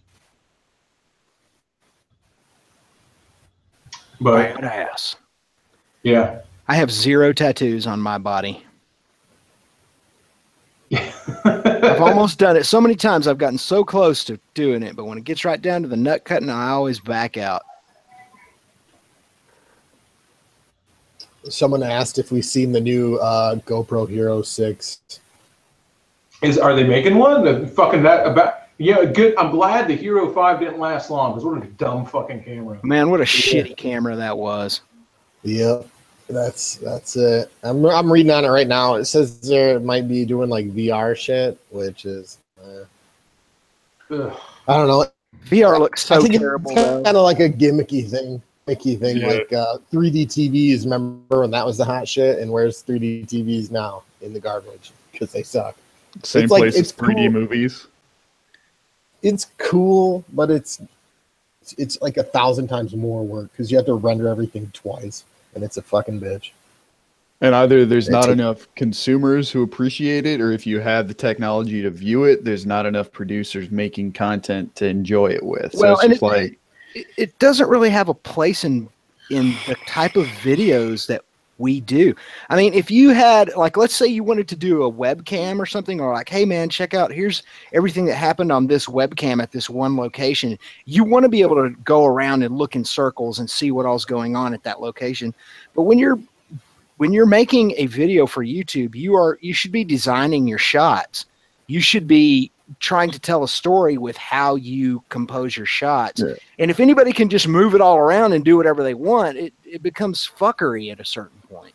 Yeah, it's kind of visual overload. Yeah. What would make it on YouTube, and what I wish they would do, is if you could incorporate your regular video and the YouTube parts, like make part of the video VR, and then have like your regular vlog, and then like you go somewhere cool, and then you can look around there, and then it goes back to the video. Yeah, exactly. It's a gimmick. It's nothing but a gimmick. You're like, well, because you see it one. If you've seen one, you've basically seen them all.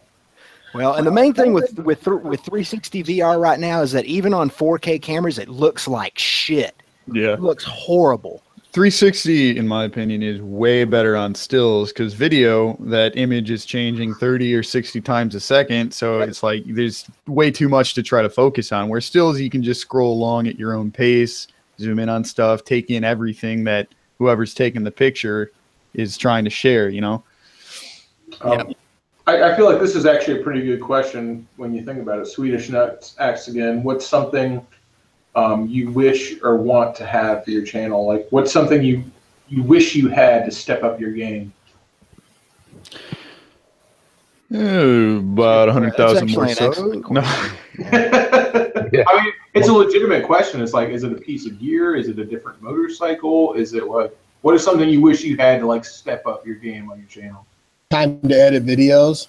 Nah. I told you it was a good question. I literally have probably at least could edit and put it out, and I just don't have time. I literally remember the Beaver Island vids, man.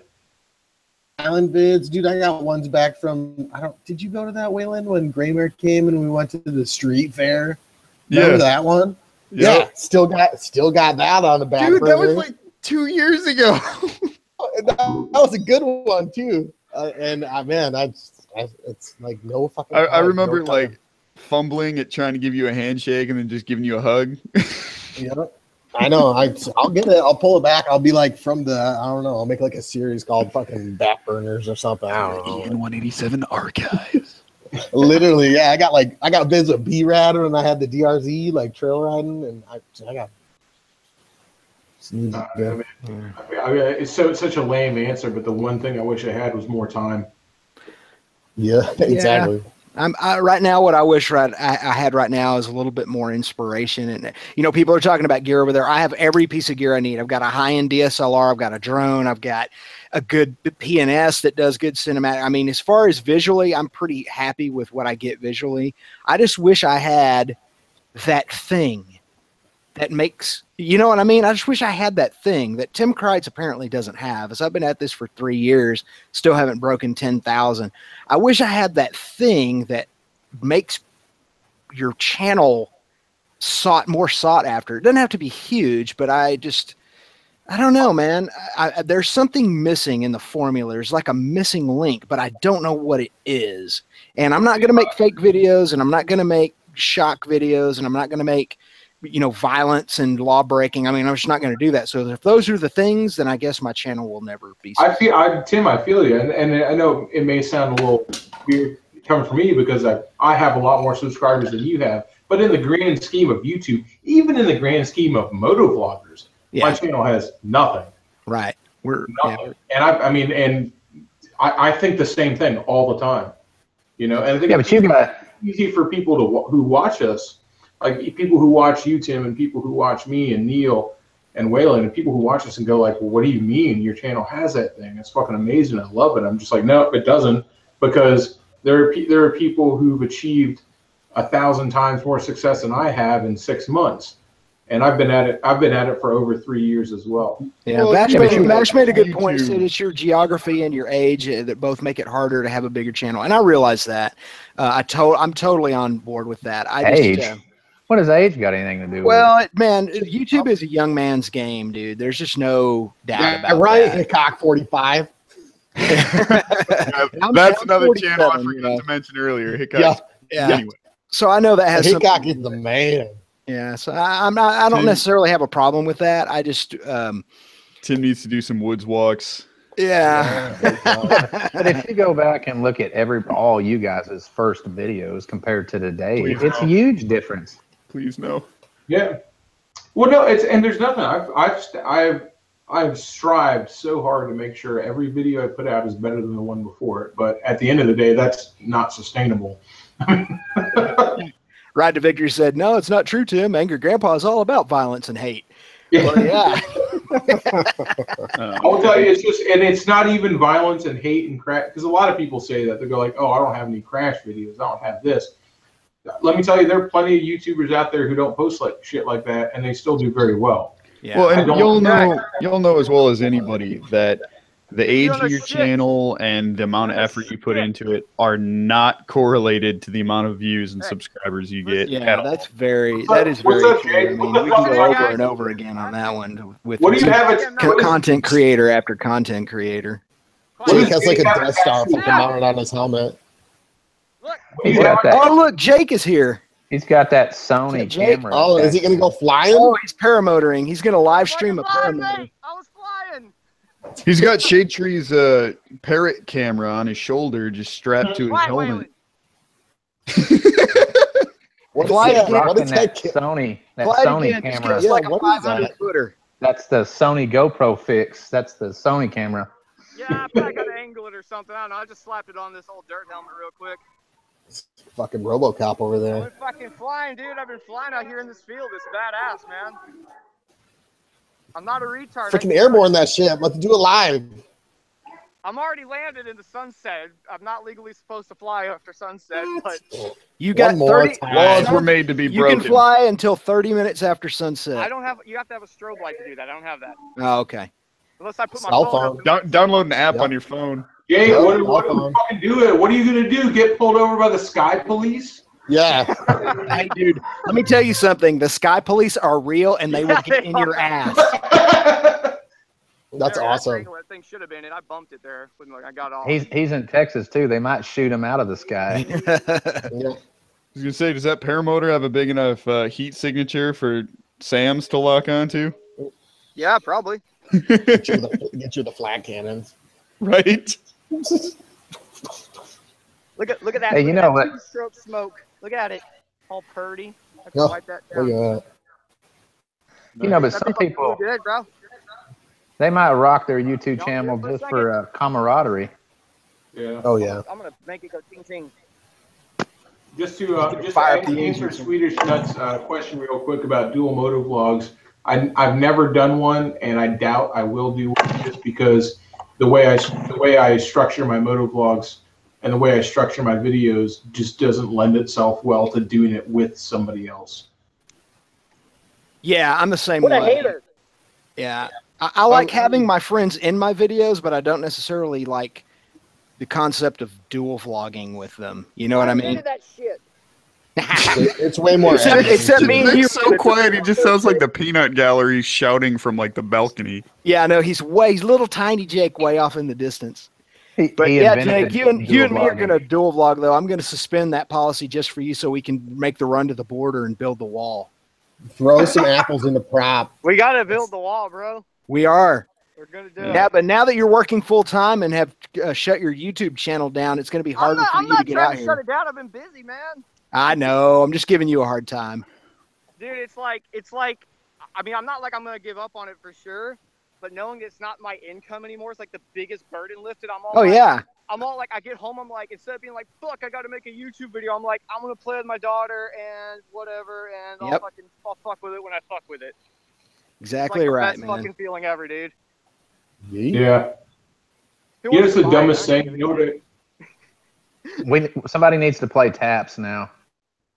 Well, I'll call y'all back in a little bit. I'm gonna go pack all my shit up and go home. Okay, All right. man. Be All right. careful. All right, Peace. see you like 15, 20. All right. I got a number for you to call for the FAA for your violations today. Oh. They're Good gonna be Lord. waiting for him at his house. Yeah, that's true. You guys talking about airspace in any type of ultralight, you want to preferably stay in G airspace. You can get away with E depending on how you do it, but you definitely want to try to stay in Class G airspace for sure. That's general aviation. It means that it's uncontrolled and it's not part of there are uncontrolled airports, like there are untowered airports that's generally like Class D will sometimes have uncontrolled airports. There are uncontrolled airports in Class E. But the main thing is you want to stay out of traffic patterns and you want to stay out of controlled airspace. That's Especially those are the because main you things. don't have a radio with you. Right. Yeah, right. Buzz the tower, goose. The pattern Class is G is cool. best. Just like all real slow. Just Yeah. They're just standing there in the tower watching him go by at 5 miles an hour. just like Just sipping on coffee. nothing against airplanes at all. I've only been in an airplane a couple of times. The most amount of time I've spent in an airplane has been in small planes, in like Cessnas, and I know people are like, man, the thrill of flying and blah blah blah. Like I've seen a dude in a Cessna. I'm sorry, it just kind of looks boring. Like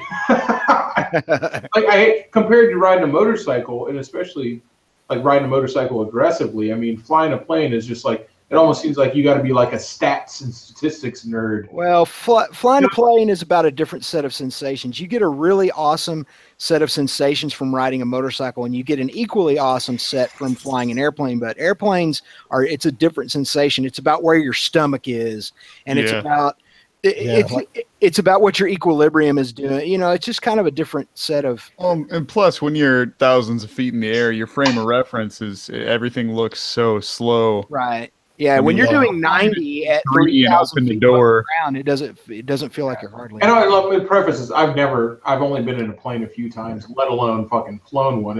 That's on the outside looking in. I'm just like, this just looks hard and annoying. Yeah, main reason I gave it up is just because it was expensive, and I wanted to put that money into motorcycles, and that's what I did. So I live like 3 miles from an uncontrolled airport, like you were talking about. So I've fortunately had the opportunity to basically go passenger with a bunch of people, but it is stupid expensive. It's like one of those things. It's like if I'm retired and got, shit tons of money to play with, that's when I might consider something like that, because it is definitely cool as all hell.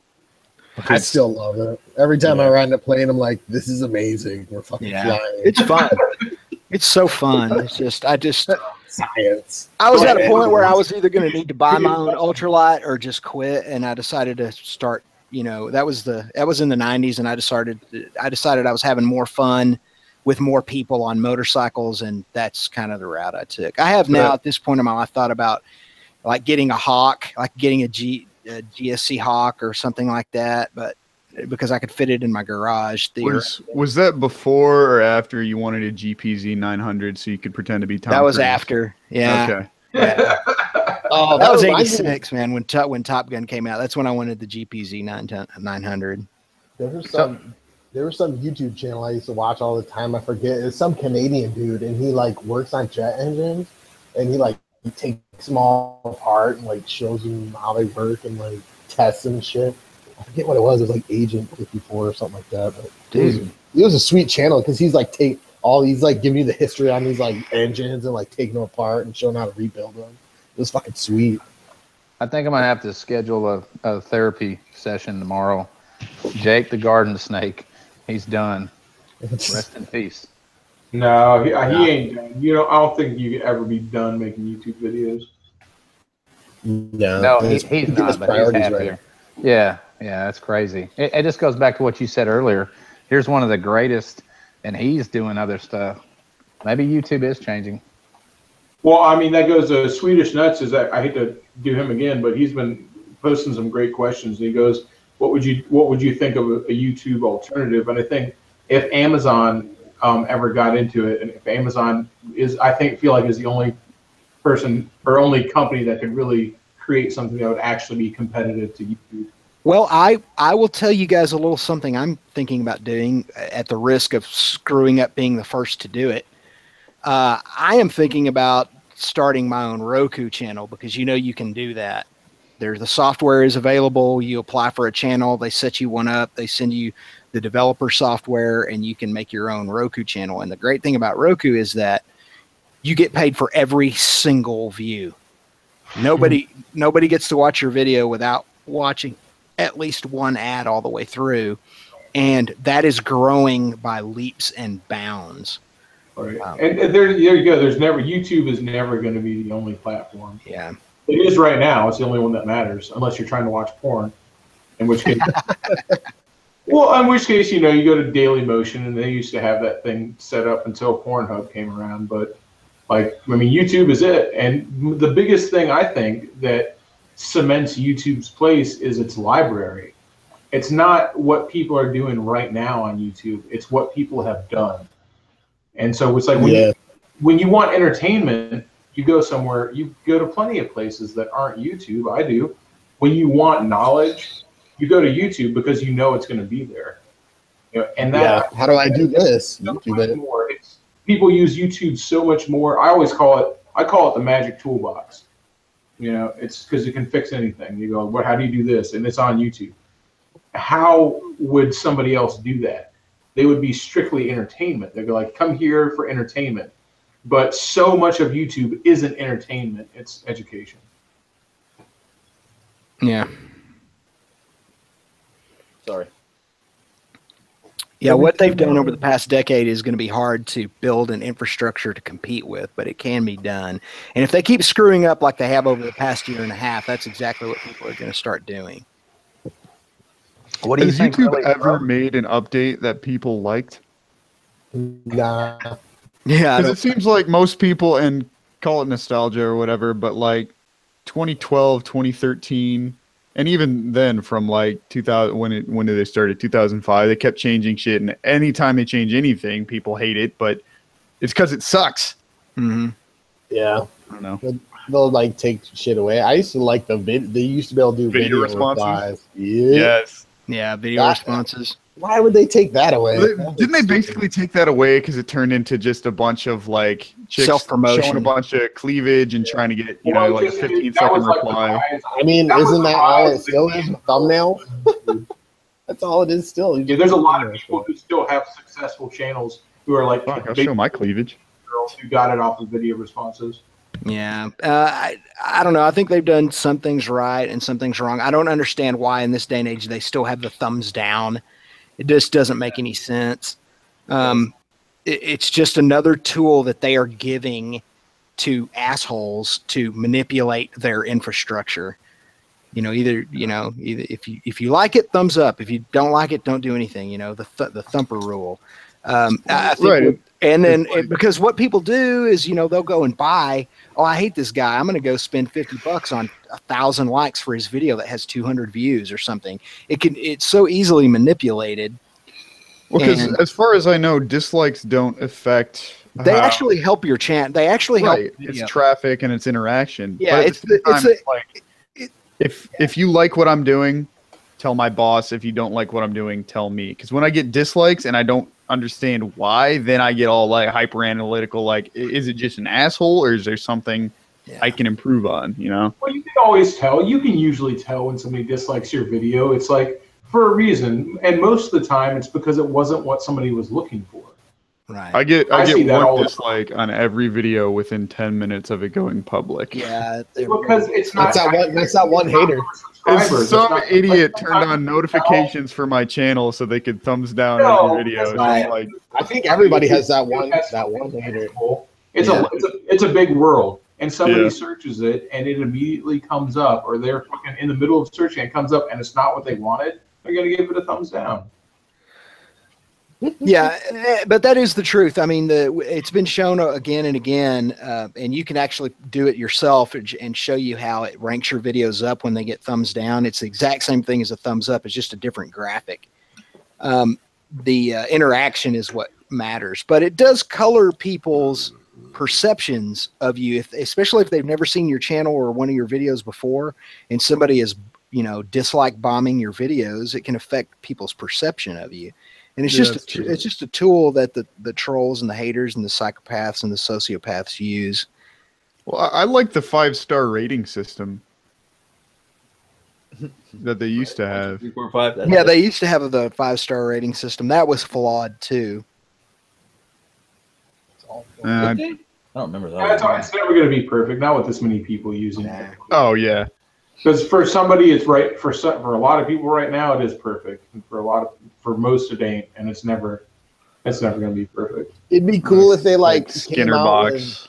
It'd be cool if they just like communicated what they were going to do and maybe like let the community vote on it. Be like, what would you like us to change? And then give polling options. And then I mean, right now, I think maybe we get some shit we biggest want. for me is knowing what's monetizable. Nothing. So that's the what I run into is a lot of times it's like, and it's not just monetizable. It's like when I do something, when like my videos do really poorly on the CPM, they also do really poorly in views. And to me, those two are directly linked. Like And so I just want to know, like, hey, what am I doing wrong? Like, having a tool be like, this is what you did wrong would really fucking help. Everything. Of course, that's probably rife for people to take advantage of. Yeah, people can manipulate gonna, further if they know those dynamics. It's never going to exist because they have to keep it so general, so they have the right to ban anything they deem unfitting. So they keep it super loose and general and just ultra freaking. Yeah, well, if they give feedback, then there's people who are just going to game the system for their own benefit. So, I mean. Yeah, whatever happened to YouTube Heroes? I think that got squashed. So that's probably the most dislikes on any video ever. I fucking hope so. That was terrible. I just don't like any of like, I don't know if they're still doing it, but what did they call it? Like, it wasn't mature, but you'd basically be shadow banned except for people who were logged in and had mature content turned on. Like no one could see that video. There's a lot of that going on right now. Yeah. Oh, that's like try to look up any of RevBomb's videos without being signed into your account. You won't see them. And there's no notification or anything for that, right? Right. No. Kind of like when they were just demonetizing stuff left and right, and people are like, "Oh, hey, I'm not getting any money." Yeah, and you know what's another thing's funny? I've noticed here lately that some of you guys will make videos, and it won't even do any notifications with the notifications marked. That's always been something YouTube seems to be buggy with, is subscriptions showing up in the sub box. Yeah. And also, well, and another thing is, I subscribe to myself at one of my mail accounts to see when the notifications come in. And sometimes notifications for my videos don't go out for like 3 days. Oh, that's helpful. Yeah. 2 or 3 days after I release the video, YouTube sends out email notifications to the subscribers who are. And something I'd love is some sort of system that actually worked for knowing who responded to your comment. Like, because I get into and so how dumb is this? Like, if you're on your phone, and like, dude, I use my phone for YouTube so much more than anything else because I'm always on the go. I'm rarely at home. Man, I use my phone for YouTube all the fucking time. And the only way to respond to a comment is to pull up your video, and have it start playing. Yeah, that used to not be that way. And you can still go to comments, but the thing about it is if you go to a specific notification for a comment, it brings the video up. Yeah. Right. And it's like I can't scroll through my comments in the creator app because how would you ever find it? There's 500 comments on there. I'm not going to find the right one. It'll take me way too long. I just want to respond to it real quick. So in order to do that, you have to go through your notifications in the YouTube app. And you go all right, this guy responded to me. And first off, that sucks anyway. It doesn't always tell you when somebody responds to you. You click on it, and it pulls up your video. You've been told by everybody, even YouTube, again and again, the worst thing for your video is a low watch time. Like the worst thing you can do to a video is only watch it for 5 seconds. Right. That's the worst thing. Thumbs down, doesn't matter, whatever. The worst thing you can do for a video is watch it for a short amount of time. And so that's exactly what you do every time you respond to a comment. Yeah. So you have to give yourself a 2-second view on a 14-minute video. Right. Exactly. You have to train yourself to just mute it and then go reply to all the comments you want to reply to and let it play. So does it record that stuff? If I want to reply to one, it's like I'm not going to let my video play for a certain amount of time every time I respond to a comment. Right. So it's effectively like YouTube is discouraging me from interacting with the people on my channel because I don't want to fuck over my video analytics. What's you guys' average video view time right now? I'm looking mine up. Let me look. No, it's always low. I think mine's under 4 minutes. Sometimes on certain videos, especially when there's not many views on it, so it's kind of hard to get what's the word? Extrapolated analytics. Oh, that's not be like you have 120% watch time on this video. My average view duration is 5 minutes and 16 seconds. Yeah, mine's 4 minutes. Mine's 4 minutes and 5 seconds. Mine's no minutes. Says you suck. Quit. Mine is 2 minutes 13 seconds. 3 minutes 36 seconds. 1 minute 52 seconds, and mine are all pretty much gay. I will say, mine's probably longer. I make long videos. I'm looking at my analytics page, and everything has a red down arrow except for dislikes, which has a green up arrow. Yeah, right now, every single thing I'm looking at has a red down arrow. Mine too. Mine too. Everything is down except dislikes, which everything is down. Every single thing is down for me, but yet my revenue is up. How the hell did that happen? Hey, I made 2 cents. I don't even know how I did that. So weird, man. My thing went to my fucking whole channel. I tell you, one of the things that that hurts new channels especially, and it hurts them getting off the ground is exchanging subs with other content creators, because those motherfuckers are watching your video for 30 seconds, leaving a comment that's loosely based on what they saw, and they're moving on to the next video to do the same for their own self-promotion. Yeah. And that will hurt your channel big time. I figured that out early on. I stopped doing sub for sub and all that because it took a long time, especially under 1,000 subs, for my channel to sort of bounce back from that, because I didn't realize it at first. I thought everybody was being like me and just watching videos and enjoying it. But then you look at your average view duration and you see that right about the time all of your comments come in from the other content creators, you can videos. Tell. Yeah, you can tell. Yeah, like from comments, like I'll read comments, and I'll like, obviously you pick something from like the first fucking minute to comment about, or the last minute. Yeah. Well, even at the last minute, at least that means they watched it. Well, or at least they skipped to the end. Yeah. I know, like when I'm leaving comments on people's videos, I try to at least like include something from the middle so they like they know I watched the whole thing. Like, they know what's coming. I always try to include something from the end just to let them know, be like, hey, I actually watched your video, Right. It's not just like a generic, hey, great video, flag to spam. I find myself more and more lately not commenting on videos. I mean, I don't know why. I just like, sometimes I'll watch a video and I just don't feel like leaving a comment. And I do that a lot more than I used to. And I don't even know why, because it almost feels so cheap to just go like, I enjoyed this video. Right, because it's like if you have nothing you feel would contribute. Like, I don't want to sit here and go like, I'm going to spend 15 minutes typing out this huge response. I'm just like, I watched your video. Like, I don't know, like I enjoyed it, I loved it, but I just don't feel the need to leave a comment on it. Beer run. Yeah, it's time. A lot of my videos are like that. Shout out to Swedish Nuts for having the best fucking questions today. Yeah, great questions.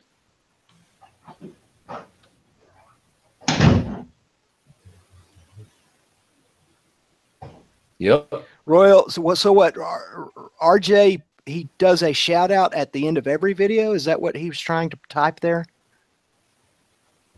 I should watch that guy more often. Never watch his videos.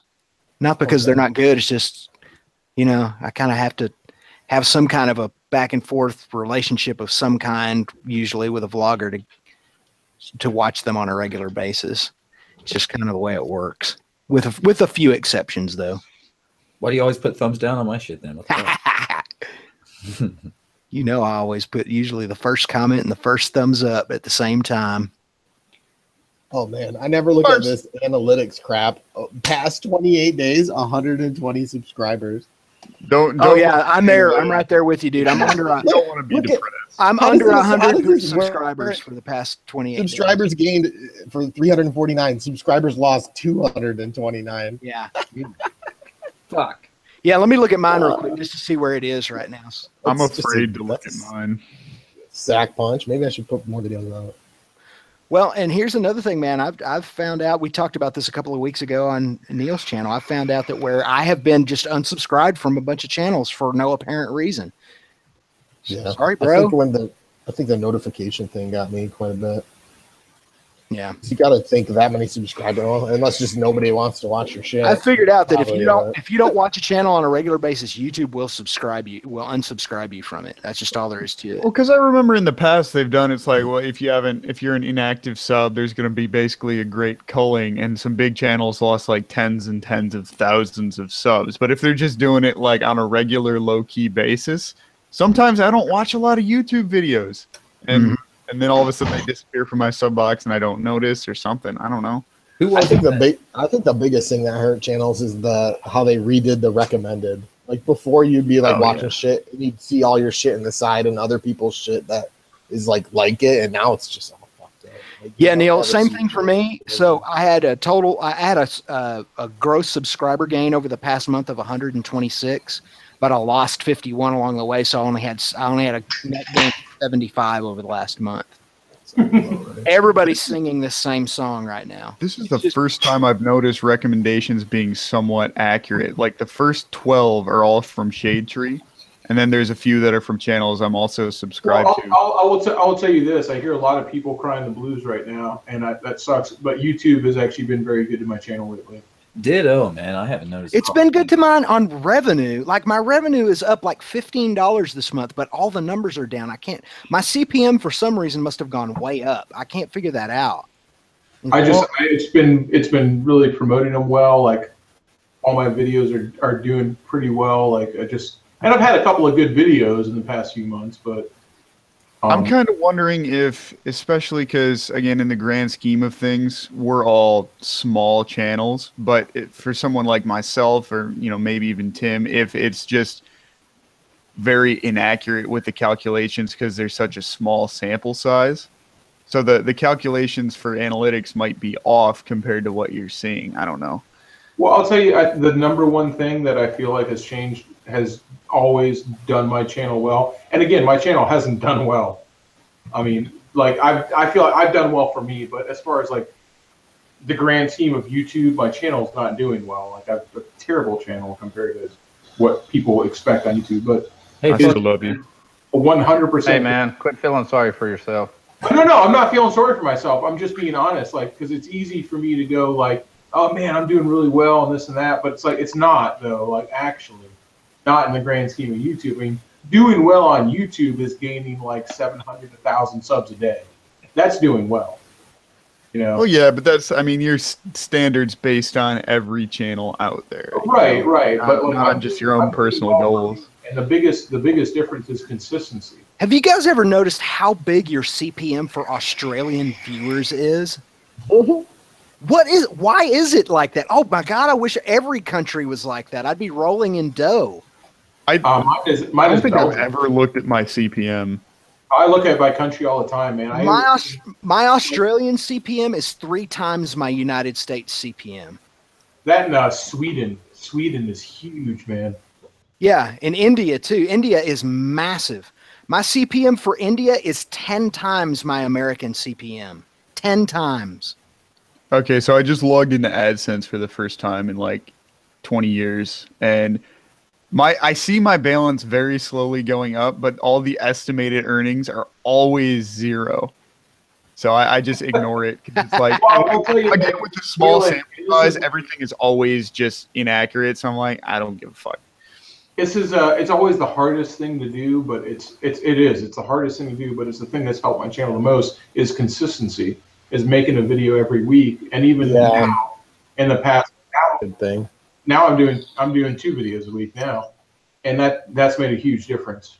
I noticed that as well on my channel. Like I was doing one every 3 or 4 days, and obviously you got more videos, more new stuff gets recommended more, and you see more at least comments or subs or whatever. And it's hard. It's the hardest thing to do, but it's possible. It's possible because I run a bar, dude. I work fucking 60 to 70 hours a week. I have a social life. I've got a girlfriend and her mother living with me right now.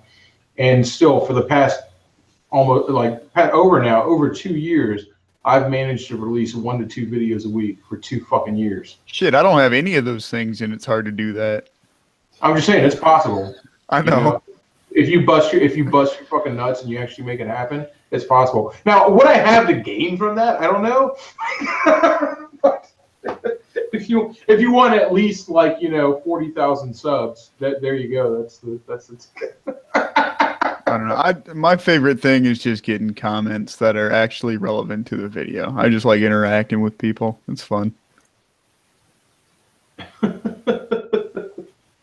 Dude, back to the was it vernacular shit? Or some motovloggers rub off on each other. Right? Mm-hmm. Man, I find myself saying damn a lot, like fucking Neil.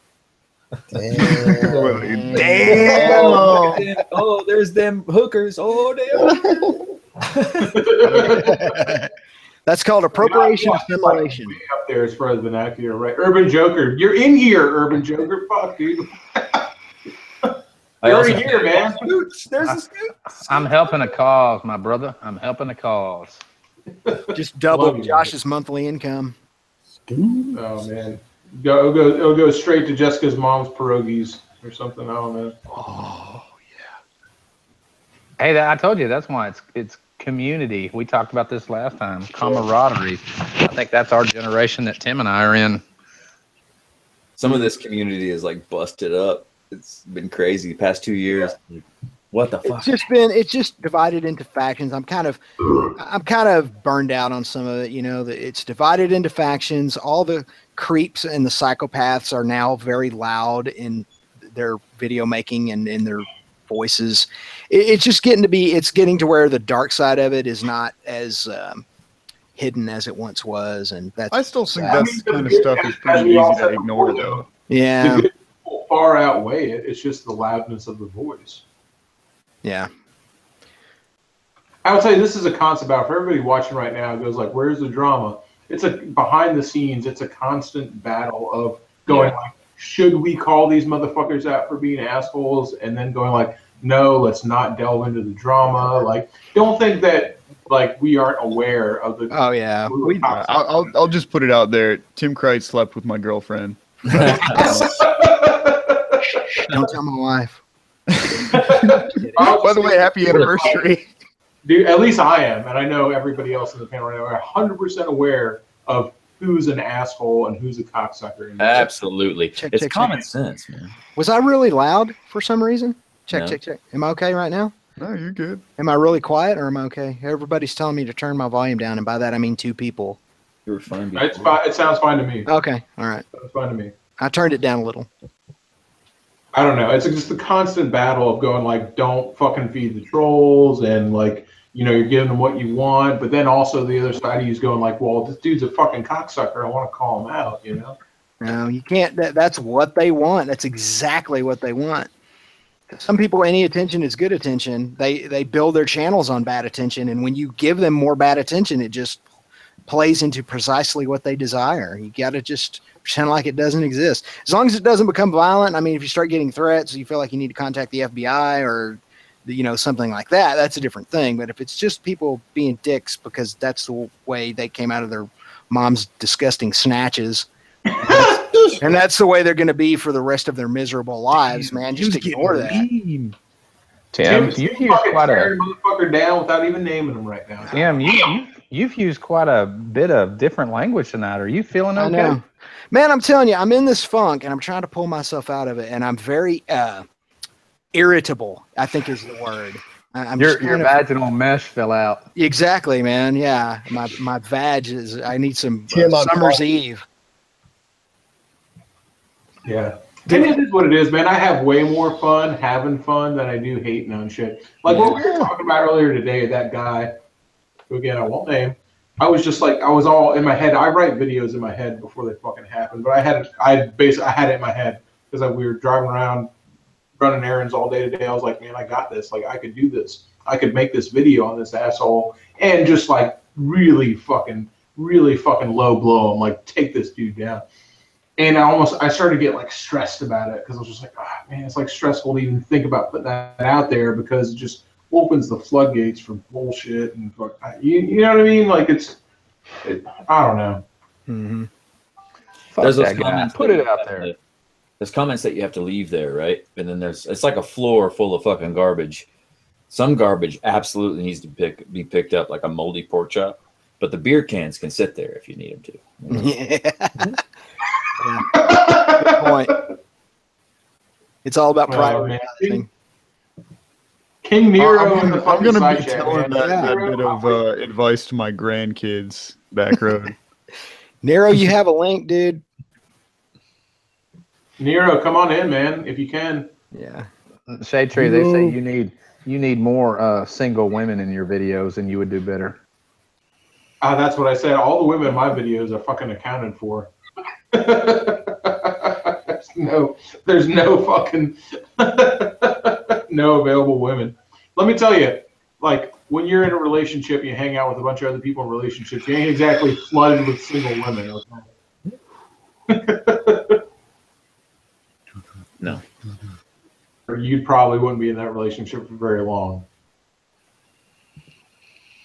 Try being single and trying to hit on younger women with a crack in your head, farting blood everywhere. Doesn't work out. That's hot. Is that like Back Road Moto, by the way, if there's any girls watching this, I know there isn't.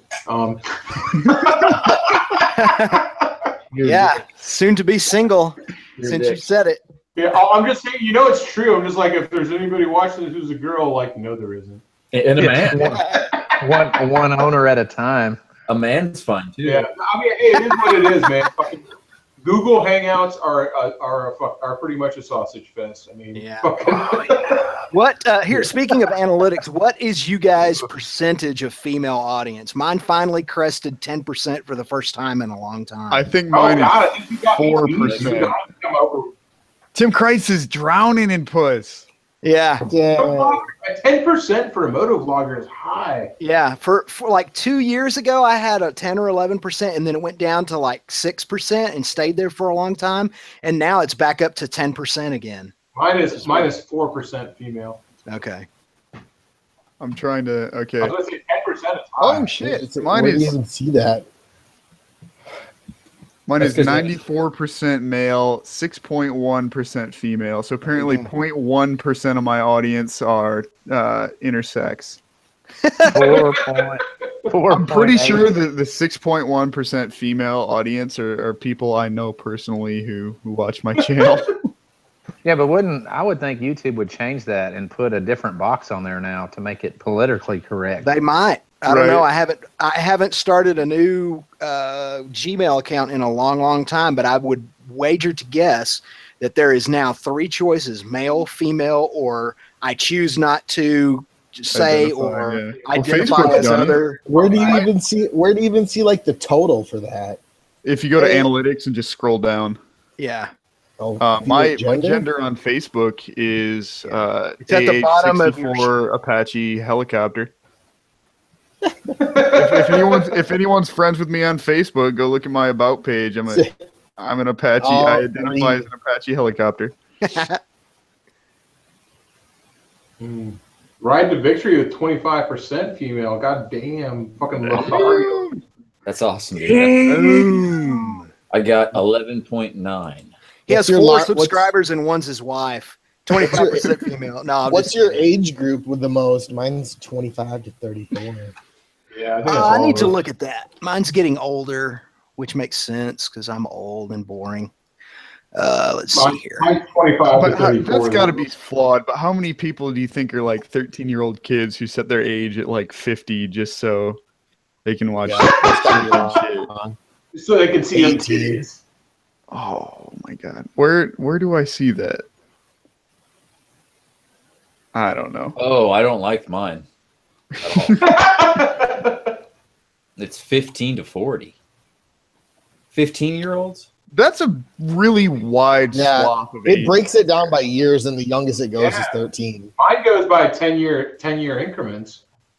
Where are my traffic sources? I don't fucking Yeah, demographics. Under demographics. Yeah. Let's see. The biggest one for me is 25 to 34 years. I think it's like I have a feeling that'll be everybody. 25. Everyone Yeah. always says like you gotta get them 13-year-olds. Guess what? 13-year-old kids can't afford motorcycles. Yeah, so they watch people who can afford motorcycles because we're cool No, to I them. really think I still think that the meat of fucking motorcycle videos is 25 to 34. Yeah, Yeah. my biggest audience is 25 to 34. My second biggest audience is 35 to 44, and my third biggest audience is 45 to 54. Mine is the exact same. Yeah. Look, Nero's only making 5% of the world's My pussy. my audience 13 to 17 years is 0.1% female. There's no color on that bar graph. It's just this tiniest little I got you sliver. beat 0.2. Damn. I have 2.3% 13 to 17 and 4.3% 65 plus. So 18 to 24 is my second largest. Mm-hmm. Welcome to the Monday Night Hangout where we delve into YouTube analytics. Yeah, this is. I never look at any of these, so this is like it's like a whole new world. I don't even want to look at them. No. It's like so interesting when you find it. It just makes me sad because I'm like, oh, I don't want to. I want to be, willfully ignorant. Here's something I want. Here's something I wanted to not necessarily talk about, just mention. We might have mentioned it before, but it's something that it sort of cracks me up, but also makes me worried for people. Is how many motovlogging channels, mine own included, how many motovlogging channels have you seen like this succession of videos? Learning how to wheelie, and then I crashed my bike. How to do a motovlogging setup. How to wheelie a bike. I can't even tell you like how many. There's like learning how to wheelie, and there'll be like 3 videos of them like practicing wheelies, and then like a video. I've seen it so many times. It's like I crashed my bike, and it's them looping a wheelie. Yeah, it goes like this. It goes, my very first video, motovlogs to come soon, and then the next one is my motovlogging setup. Then the next one is got my first bike. Check it out, bike reveal. Then I crashed my bike. Then help me fix my bike. GoFundMe link attached. Yeah, and it's so prevalent, and it always makes me worry about people sometimes who are doing wheelies. I'm just like, dude, chill out, man. You're gonna fucking crash your bike, dog. Like, yeah, but think of the views. Do it for the views. That's why I still do wheelies, even though I shit myself every time. It's just like, I don't know. I mean, and it happens. Like, you're gonna crash your bike. Like, you ride a motorcycle, you are 100% going to crash your motorcycle. I just love the most. They will make a video out of the most basic motovlogging setup. Here's my awesome motovlogging setup. Do you really mean the same to tell setup me as everybody else in the world? Yeah, do you really mean to tell me that you were able to stick a camera to your helmet with 3M and put a microphone inside it? How did you do that? Oh my God! Are being haters You're tonight. changing the world, man. Now I feel like I need to make like an overly complex motovlogging setup with like duct tape and one of Shadetree's shoulder parrot cameras and some micro DV tape. A rotating radar dish on top from a ship. Fuck yes!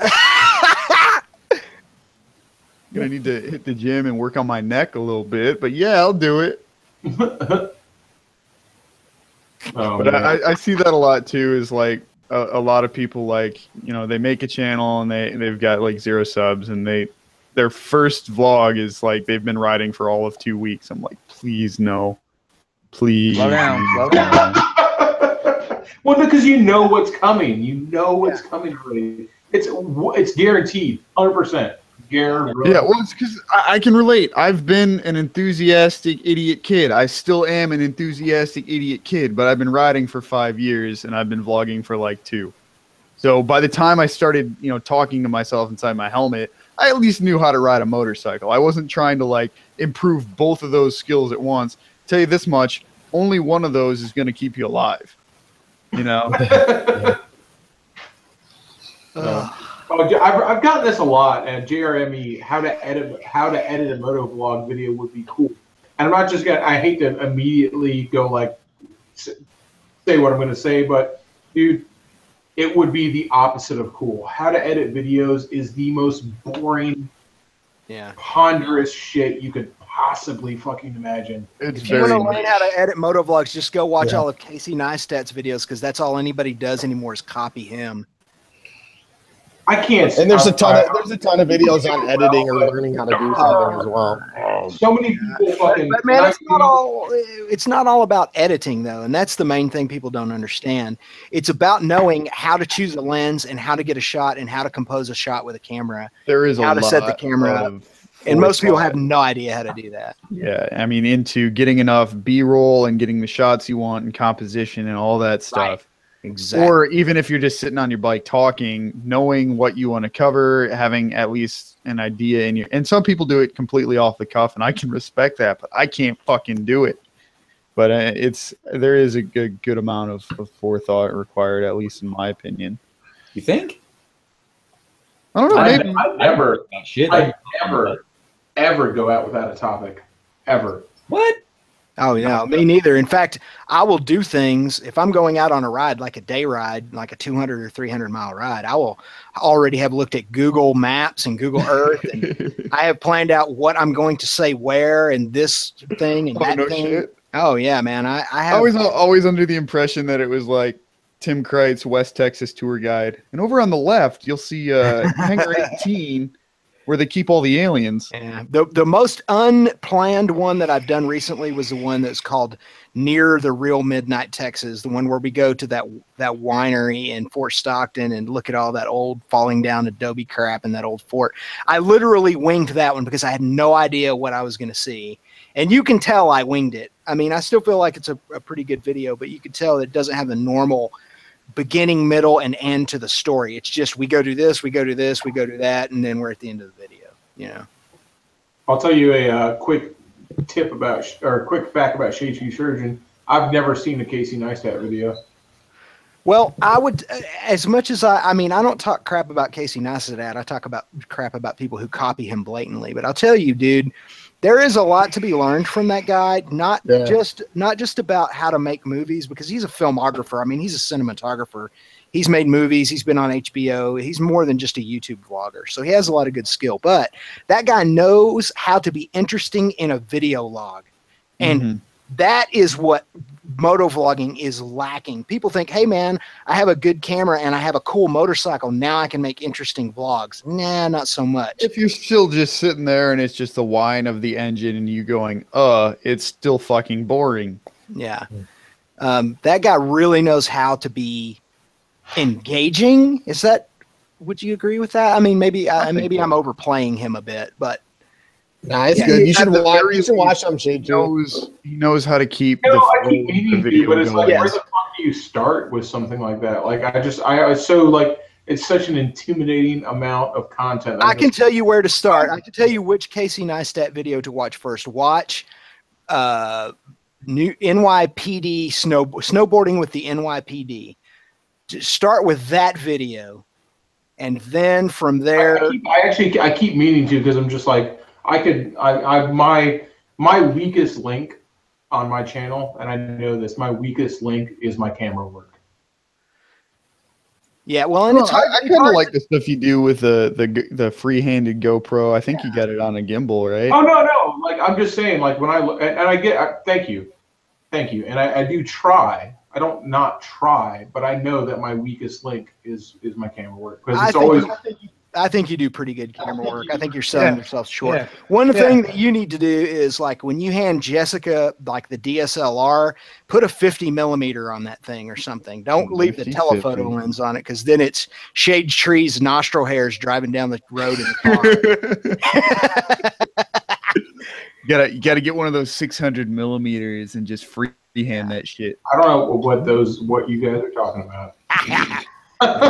You do good camera work, man. You in fact, you were one of the first guys besides me in motovlogging who I noticed was doing something that didn't involve just a GoPro, who was doing stuff off of the bike and trying to show places and show GoPros off the bike. That's the worst fucking camera. Fuck GoPros, man. I'm getting to where I'm trying to use them less and less in my videos.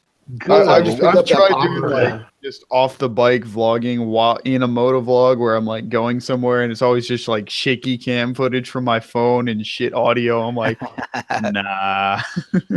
That's why I picked up that pocket cam, because I absolutely hate carrying around my DSLR because it sucks dicks. Dude, it's fucking $1 million and it costs more than my bike. That's why I carry that S9600, man. It gets good video. It has good image stabilization. You have to watch the Jello every once in a while. Yeah. But it makes a huge difference, because you may not realize it, but especially if you're doing a lot of on-bike vlogging, there needs to be a place in your video where you give the viewer a break from looking at a fisheye lens. That is taxing to watch after a while. Where it's a lot more just, you know, more steady and going in one direction and not whipping around, or at least it's focused on things that you're focused on. Here's what drives me crazy is your GoPro has settings. And dude, I am the fucking laziest motherfucker when it comes to camera work. That's what mine suffers.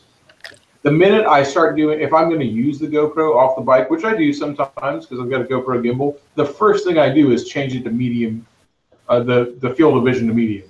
Yeah, it helps. Because it just, if you do it on wide, everything sucks so I just leave it on bad. super view and get a real low angle so it looks like I'm filming a mid-90s skate video. Everybody asks me why I don't use super view and why I use the chest mount. It's for that very reason.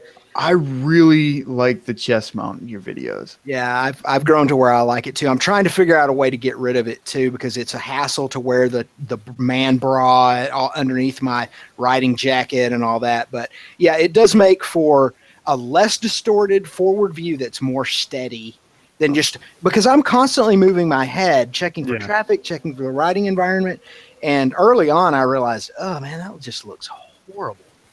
Which is great for stuff where you want a point of view if there's anything happening. But if you're just riding through scenery and talking, it's nice to have a nice, steady, smooth camera. Right. Which and I if think I were in super view, it wouldn't be couple. as big a deal. That's where super view does help you. Yeah. Is that if it's on your helmet and you're in super view, it seems less shaky, which it does. Yeah, it does. There. Yeah. Have you you've done at least one like time lapse or hyperlapse something with the chesty mount, haven't you, Tim? Yes, I've done no hyperlapses, but I've done a couple of time lapses with. Because that lends itself a lot more to that because you have a fixed reference point too, while everything else is zipping past. Yeah. Dude, Neil, you were right. That video rocked that little camera of yours. So what's that? Oh yeah, I was surprised that the optical zoom was that good at millimeters. I thought it was going with like shit, but like when I zoomed in on the reservoir cap, you could read that shit like crystal. Yeah. Mm-hmm. I would say it's like 40 times optical. I think it's 30. Totally changed it goes 24 millimeter to 720 millimeter. So it's probably 30 optical and then another 10% digital. I don't do any digital. Fuck that. No digital. You can if you want, but I don't. Never use digital zoom on them. You can always do it in post. Look like Jay. Yeah, that's why I figured the 4K. I was like, I can zoom in, but then you can do the 1080p in 60 FPS, which I'll probably end up using more of that than the 4K at 30, just because I don't need to see my fucking ugly ass face in 4K. It'll be sweet for when we stop on the hooligan rides because everybody's always going crazy and doing fucking dank wheelers and watching this. This is probably like watching paint dry, but I switched over to using 24 frames per second on all my stuff. I've thought about doing that. Yeah, I've seen people do it for cinematic stuff. Mm-hmm. But like with drone footage, everything on the bike look more exciting, dude. And especially off road, where like sometimes we'd be going fast off road, and it looks like I'm crawling. Well, because you've got more motion blur with a slower frame rate. Yeah. I know a lot of people with drone footage, they'll record at a high frame rate so they can slow it down in post, and it does look a lot more. You know, like they'll record at 60 and slow it down to 24 or something. It looks a lot, slower and more cinematic and everything. But 24 is great. Do what, Neil? I always like 60 better because then if something happens and you're trying to catch it, if you're in 24, it's just gonna be a fucking blur fest. But at least if it's in 60, you're gonna be able to like get some solid frames. I don't know if y'all have noticed this, but with GoPro, it seems like, and I don't know if it's just with the shutter speed that it's forced to use a faster shutter speed, which I think in daylight it'd be metering for a fast shutter speed anyway. But 60 frames per second is way crisper in every detail. It seems like than 30 because I record in 30 because I don't have fast enough cards. But you don't have fast enough cards. They're like fucking $15 now. Go pick up some. I'm fucking broke. Cards. I'm using the same cards I was using 2 years ago.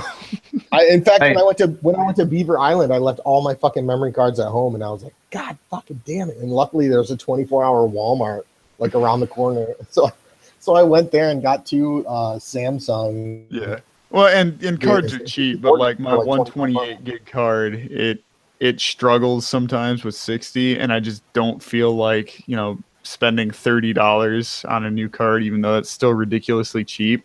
I don't know. That and my shitty computer struggles editing 60 frames per second and rendering it. So that's the real bottleneck there. You guys want to know the number one piece of equipment to buy if you want to be successful on YouTube? A dildo? A big dildo? Yeah. Buy a good computer, man. Fucking Jesus Christ. Yep. I made the biggest difference in productivity for making videos was buying a top of the line computer.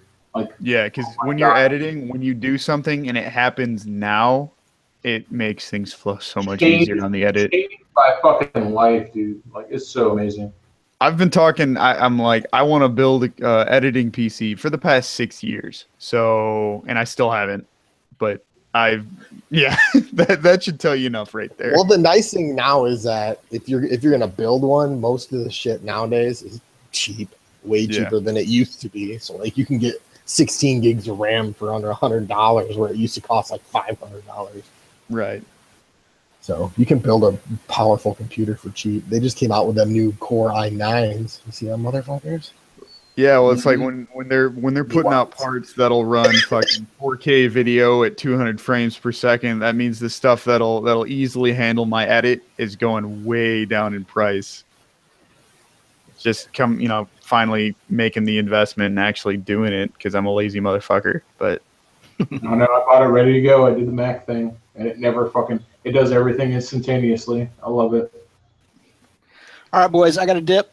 Gonna have a very, very late dinner with my wife, and I enjoyed it. Yeah, I think I'm gonna dip too. It's almost 11 where I live, so I won't call Kai. But you guys have a great night. Thanks for the invite as always. Thanks for hosting, Josh. Much appreciated. Yep. Thanks again, Shadetree. See you guys later. Yep. Talk to you guys. Absolutely. Thank you. Thank you, everybody. Urban Joker. Thank you, my brother. Right on. Agreed. Later. Man, I was hoping old B-Rad to get in here for a while. I know sometimes he just gets overwhelmed with all the notifications and stuff, and it's a little hard to get in touch with him, but he's out doing interesting things, unlike myself. I was riding through Detroit with him last Tuesday, and my freaking cargo strap on my bike came loose, and my backpack fell off in Detroit with my DSLR in it. That DSLR is fucking clapped. Fortunately, we were able to turn around, and I found it, but it is busted. Was there anything you could save on it at all? The camera might be salvageable. Honestly, I've just been too afraid to look into. I haven't even taken the lens that was on it off. The lens, the front housing of all like the plastic and actually metal barrel on that lens came off. The front element's a little scratched up, and the biggest issue is the mirror is like jammed up. So the mirror won't flip up out of the way to actually take a picture. Yeah, it sucks. I don't know what that means. It sounds like it sucks. I've got the same camera though. I've got a T3i. Yep. So I mean, at least it's not like a huge monetary loss if I needed to replace it, but it's still a bummer.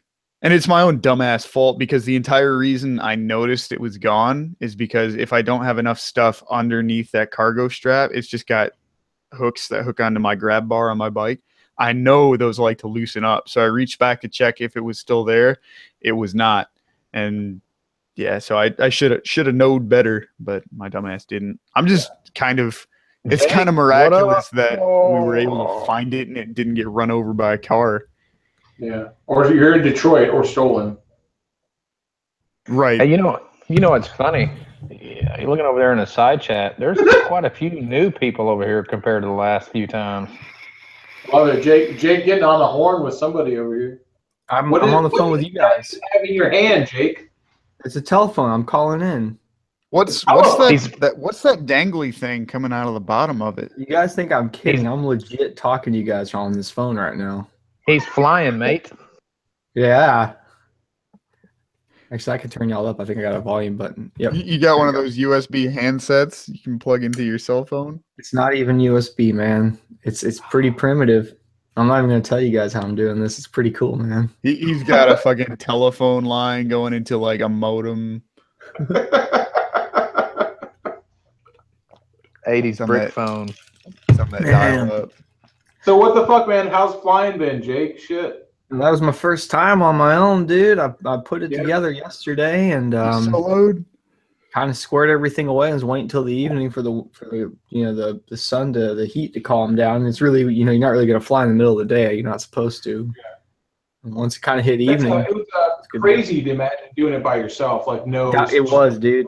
It was like more intense than doing it like the first time ever. Like it way more. Yeah, that would scare me a lot of having like nobody there saying controlling it at all. Yeah. You know? Well, that's the thing is you got them right, like on radio, they can talk to you in the helmet, okay? And even if you're getting like good at it, you've done it a couple times, they won't say anything, but you still know, right? It's like safety net. Like there's still a dude watching me with a radio in his hands, and if I start cocking things up, he can be like, "Hey, stop what you're doing," right? But it wasn't the case. So, oh, what's up, Dan? I was just flying, bro. Sup, fucks? You're flying?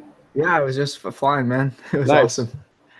Yeah, like I was just telling them, like, yeah, it's like Why are you on the phone? it's a long story, man. We'll figure that out later. Let me guess. Your fucking microphone's fucked, so you have to use that iPhone shit. Actually, y'all are hearing me out of my Yeti still. I'm only using this for. I could put this like this. It wouldn't really matter. That's your speaker? This is just for audio. I don't know where my headphones are. Jesus Christ. Hi Let's guys, Jake the Guards faggot here. Shut up, man. All right, yeah, but can you hear me now? Yeah, Can you hear me now? shut up, fucker. Yeah. So, like I was telling him, right, Dan, this would be interesting for you to hear since you would understand what I'm saying. Well, you wouldn't, but you will. So it's like, because you haven't done it on your own yet. That's what I'm getting at. So you did it on your own today? Yeah. You fuck And ass. it was like flying the thing, even the first time to like later on, that guy's in your ear, right? So it's like, okay, doing it on your own is like, I mean, like straight up, I wouldn't have admitted it beforehand, but I'll tell you now, like, it's fucking, you question yourself, man. I was sitting there, I've been asking myself, like, I've had it sit in my garage for a week, right? And I've been like, can I do this? I don't fucking know, man. That's crazy, right? Am I ready? Do I know how to do this shit? And then just kind of fucking was like, all right, fuck it, let's just do it. Just fucking got out there. There's no wind, Dan. No fucking wind when I took off. So did you take off right the first time? The first time it fucking came up and it just surged and it came back down because I said shit for fucking wind. I waited for like a little cycle. I had like maybe fucking 2 mile an hour wind. I had to run like a bastard. As soon as I got it up, let go of the A's, and I was like, holy fuck, I'm in the brakes. And I'm fucking, Dan knows what I'm talking about this time. I'm getting a little nerdy here. I was like, I'm in the brakes. I got the throttle and the thing's above my head. I was like, let's just give it some throttle. And oh yeah, dude, you're gonna get a different harness. We got the newer harnesses. It's way more comfortable when you're up in the air. The seat is so much better. It doesn't fucking pull on your dick. When you're taking off. Like, you know what I'm saying? Yeah. The old harness does that, man. It fucking gets you in that crotch, dude. But the new one, as soon as I'm not gonna lie, I'm jealous of that shit, dude. Especially like when I was watching the training videos and y'all did that big jump, like you just like it's just like you just took off from a jump. It was so fucking Matrix. Oh, with the cable. Yeah. I was just like, man, that's the coolest. Looks so fucking. Dude, I got to do something. I'm not going to get to do it much longer because this field next to my house is not much of a field anymore. It's a neighborhood in progress. But there's not technically people living in those houses yet. And most of them are you're not supposed to fly over homes. Okay, that's one of the things you're not supposed to do, right? But these are like being built houses and open lots. So I got to fly past my house and say hi to my wife and kid. I was like, what's up? Were you nervous at all? I'm assuming you were. Fuck yeah, I was fucking nervous. As soon as we got up, though, like the minute I was like 2 feet off the ground, I was like, I did it. Fuck yeah. That's the hard part is flying, or is getting up there. Yeah. Everything else, like. Well, I need Heidi's email, by the way. I texted Mike today saying, I hope you haven't shipped it out yet because Jake gave you a fucking wrong address. No. That's actually good you contact him. So you're like on vacation or something right now, though. But, with the powered parachute, I mean, you don't need any forward motion to have not lift, but if your motor dies, you can still, for the most part, just parachute down like it's Yeah, normal you can totally control it. Still apply parachute, because that's the thing you do got to play when you're flying. And I did it a bunch today. It was kind of good to like get up and really like, because we've done it around the run, like a field, to get out there and actually start flying around the fields. You have to start thinking like, okay, I'm going to go over this tree line right here, or this thing of trees, or this power line. So you gain a bunch of extra height just in case the motor goes out. You have options, you know what I'm saying? But most of the time I was flying maybe 100 feet off the ground because I was staying over like all these farm fields right around me. 100 feet. Fun, dude. I was just fucking flying all low. I was just like, whatever, fucking just cruise. I went over the park by my house, and the people were like playing basketball. They stopped playing basketball. They were just looking at me like, motherfucker, flying up there. I'm like, what's up? Fuck, I remember one time. All the time down here because people fly them on the beaches constantly. Oh yeah, the beach is always a popular place for that. I would think you'd have a lot of wind there coming off of the ocean. You do, but you know what they say about that? I think it's a very consistent wind. Okay, see, it's predictable, and you can just kinda... if you ever watch people do it, it's like they always run towards the water, and they'll like launch in like fucking 4 feet. It's hilarious. Yeah, it's like watching an ultralight plane land. Yeah, they're just like. So you were talking about like super nerd stuff before, but you ever watch those short takeoff and landing videos? It's like not even Cessnas, but smaller, like light sport aircraft. I remember watching one. This plane took off in less than 50 feet, I think, and it's just a single motor, like light sport airplane, and they take off and land in such short distances. It's probably just doing it with like mad headwind or something. Mm-hmm. I don't even know if it's that. It's just crazy high power to weight and lots of wing surface area and high angle of attack and all that shit. But it doesn't look like it should be possible. Well, Dan remembers we watched our trainer who's like, what, 80 pounds? One of our trainers. Yeah, we watched her take like 2 steps and she was just like Mary Poppins the fuck off into the air. Just like, it's like, how did you do that? Yeah. When she came into land, it was literally like we watching her take a step off the last stair, you know, like, boom, okay, I'm on the ground. Well, Jake, as soon as I get mine, I'm driving out to Georgia for like 3 or 4 days, or Florida or Texas for a couple days. Hang out. Which state is that? Yeah, I gotta figure it out. Let's just talk real quick about how Dan has the biggest bedroom I've ever seen in my life.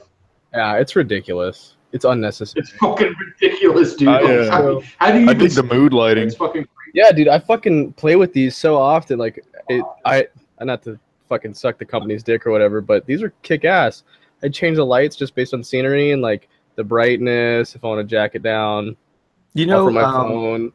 Dan, I have not watched like I haven't watched shit for YouTube in like a whole week, man, just because, you know, I have a job now and I've been kind of busy. Yeah, are you gonna explain that to anybody, or are you just gonna like? I am, dude, and I feel bad because I haven't put a video out in over a week, man. I just been like, I should have worked on it today, but I built a fucking aircraft and flew it, so whatever, fuck it, I'll get around to it. But anyway, no, like, so I'm like, what's going on in the world of moto vlogging? So after a week of not seeing anybody's shit, I go watch a video Dan puts up called "I'm Dead" of him just lying in his room playing with his fucking lights, and I was like, all right, I guess good to be caught up. Good to know. You came in here, everything was just like blood red. It looked like an old 9 Inch Nails video or something. Yeah, that was like moving the shit. I've been moving forever, it feels like now, and I'm just like worn the fuck out. So I was like, I haven't uploaded a video in like 2 or 3 days, so I'm just gonna sit on the floor and be lazy. So I did. It's pretty good. It's pretty good. Yeah, the camera. This little camera doesn't really show how big the room is. The perspective's kind of fucky with this, but it's kind of like fucking ridiculously large. It's 27 by 25 feet. There's people whose whole homes are that. Yeah, it's bigger than my first apartment. No shit, it's bigger than my first apartment. The entire apartment, yeah, almost double. It's almost double now I think about it. I think my first apartment was 600 square feet. Yeah, yeah. This would be like 700 square foot, something like that. That's not including the bathroom. Didn't they call those efficiencies? No, well, mine was this was a bathroom, bedroom, and then like living room, like where it went into like a kitchen area, you know, on the other end. But it was 600 square feet altogether, man. It was just small. Yeah. Yeah. Yeah, that place looks pretty sick, dude. Well, how are you liking your new job, Jake? It's all right. I don't think I've told anyone what I'm doing, and I don't know if I will yet. I'll tell them later. Yeah. It's an okay job. I mean, it's interesting. You having fun? Yeah, it was a real slow week. And then a bunch of some weird shit at the end of the week, but whatever. Should be a good, productive week next week. Start tomorrow. Yeah. Well, just let me know when I can come out, you know, and do some videos. I know that's what's going to be like difficult to figure out because I just started there. I don't know if I'm going to be able to go, hey, let me take a few days off. It's not really protocol, but I get 2 days a week and they're together. So it's like Sunday, Monday. Well, 2 days. What I'd like to do is I'd like to do a couple of videos. That way I don't have to come out for a while. Well, dude, that field by my house, like we're fucking golden. It's like 15 minutes from my house. I'm so nervous, dude. Dude, we don't even need that other guy. I'll fucking get you flying. It's fine. I need to send you that radio I got because I haven't even put it in my helmet yet, but I'm going to put that radio in there and we can because we could put the Bluetooth, but like, you know how that Bluetooth is, man. It gets sketchy. Yeah. I think if we, like that radio I got, like this fucking, where is it? You know, it's the same kind of radio they were using. It's one of those 2-channel radios. Mm-hmm. And, well, you don't think that, you don't think a Senna would be good enough? I mean, the only thing is like it's line of sight and there's some distant shit and I don't know, man. Like it's like it's old school, but you know that fucking 2-channel radio. It'll have a push to talk on the helmet. You know, I've got like a whole kit for that. You tap the button, you know it's gonna fucking work, dude. Yeah, it's fucking like what I gotta figure out how to do with these things is there's a way to do it. Like I think you need software, but right now I can't go into like the I want to go into like the fucking police ones, like use it like a scanner. It'd just be illegal. Like you can do it. That's not technically illegal. What's illegal is if I put it on the police station and click the button and go like you know. But people do it. I looked it up. There's like software to like fucking jailbreak them so you can go outside the public or the whatever ones, you know, so you can go all over the place with it. That's cool. Yeah, I'm just nervous about flying again. My wife asked me because there's an airport not far from here. It's why I kept it low anyway, because like that, there's a little edge of the outer ring of that airport that comes over me, just a little bit of it, but I just kept it under like a couple 100 feet, you know, the whole time. Mm-hmm. My wife's like asked me when I got home, she's like, so how'd that work? Did you have to like radio over there and tell them you're taking off? So I was like, yeah, totally. Oh yeah. Hey, they know everything. Don't worry. Like, hold on. This is Jake right here. Hi. Yes, I'm flying now. The Paramount, they don't even have like a tail number or anything, do they? No, they're not registered. They're not like that. Yeah. So they're not even like light sport. Are they experimental or? No, they fall under that FAR. What is it called? 103, right, Dan? What? FAR 103. That's the number. I don't know. I didn't pay attention to the video. I'm 90% sure that's the number. I've got it pulled up. Like I've read it all up. If you look up FAR 10, it's 103.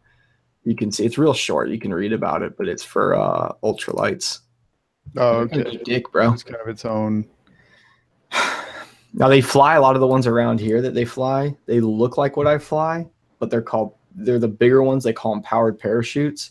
They're just bigger all around, and they have like landing gear and shit. I mean, you could have small ones landing gear; it's still a paramotor. But these ones are like you can just see they're like significantly bigger, and they hold.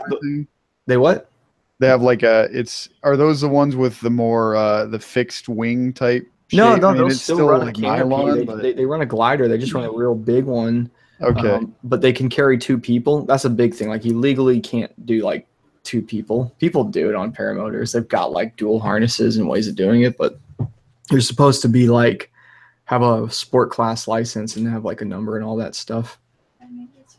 Oh my gosh, what is it? Oh, bitch, thanks. It's like, don't forget that. All right.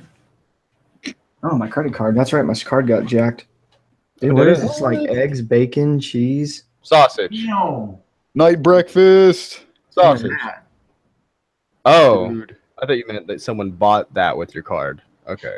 No, dude, Dan, guess where my card got used at? California. San Bernardino, Oh. of all places. Probably like fucking metric method or something. I would laugh so hard if it was, because then you would know. It's like, okay, what the fuck, man? When my card got stolen, they bought $1,200 in sunglasses. Dude, you know what they did though? That would That's a lot make of sense. sunglasses. Like if you're gonna buy something, you know, buy some sunglasses would do it with Dan code, right? Yeah, using the coupon code Do It with Dan. Yeah, you can But save a bunch of money. They bought like $5 at Quick Trip and then like another $5 at like fucking Burger King or something. Like I was almost disappointed. I was like, seriously, that's it? Because I know sometimes they'll like make it like a $12 purchase to make Just sure to it make sure works. the card Then they'll goes go through, and yeah. spend $1,500. Well, Or maybe that's what it is. you Maybe caught they it screw around before with they the got little to that. purchase they should have Holy gone for. shit, that was bright lightning. I wonder how they got it though. Lightning. You ever seen those videos where dudes will like go up to an ATM Thunder machine just and rumbled like my team. where the card machine where your card goes in and someone puts like a weird fake thing over it? Yeah, I was skimmer. literally just watching this video yesterday about a skimmer. Was it the one in like Italy or something weird, Dan? It was like a green one. No, it was like what's it called? This dude, he's just like he's on his phone. It's obvious, dude. The video is such an obvious for a tech support company. He's like recording with his phone. He's like, I've just found this card skimmer here, and he pulls it off the ATM and he's like, look, ma'am, and he's talking to this lady next to him, and he's like, I actually work for a company that specializes in stuff like this. I'm gonna take it home. That was the video I'm talking about. Yeah, he's like, I'm gonna take it home and deconstruct it for my company. It's like, yeah, you know what though? That guy, like that was cool, but it's like, what kind of faggot doesn't just call the police and be like, hey, I found a skimmer? He's like, I'm gonna go home and de-engineer this, like reverse. So engineer it's like he probably put that motherfucker there then, It's right? like, yeah, what are the odds a guy who's in the business of those things finds it? Shut the fuck up. I know since my card got skimmed, which I'm pretty sure it's like at a gas station. Now, every time I use any card reader, I like pull on it first to see if it pops off or anything. Here they put those little stickers on them, but they're always like halfway peeled off anyway. Like it's like a security sticker. You know it hasn't been tampered with. I'm just like, bitch, this fucking thing's falling off anyway. Like I pull on the card reader thing that sticks out of the pump, and I'll like cover up the pin pad when I'm typing in my zip code or my pin or anything. Dude, I'm just say, you know what we gotta do? Cash. Fuck it. oh, go back to cash. Jesus Christ. But see, that's the thing is I Can we just spend get money rid I of haven't coins? made That's yet. all I care about. Get rid of coins. Fucking Christ. Yeah, dude, I'm cool Yeah. with rounding to the dollar, to be straight with you, man. Yeah, that's I what don't even China give a fuck does. about quarters, it's the bro. fucking best system. Yeah, dude. Fuck quarters. You know what change is good for? Nothing. They're gonna get Like- $18 when they cut me off on the highway. It's awesome when you just pound their window with a handful of pennies.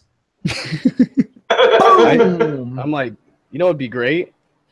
Not having 12 pennies. And I feel bad just like setting it down and not using it. Like I'm like, oh fuck, what am I gonna do with this? Right. Inconvenient. Like it's a literally more worth my time for me to throw away like 50 cents than it is for me to carry on 50 cents until I never find a use place.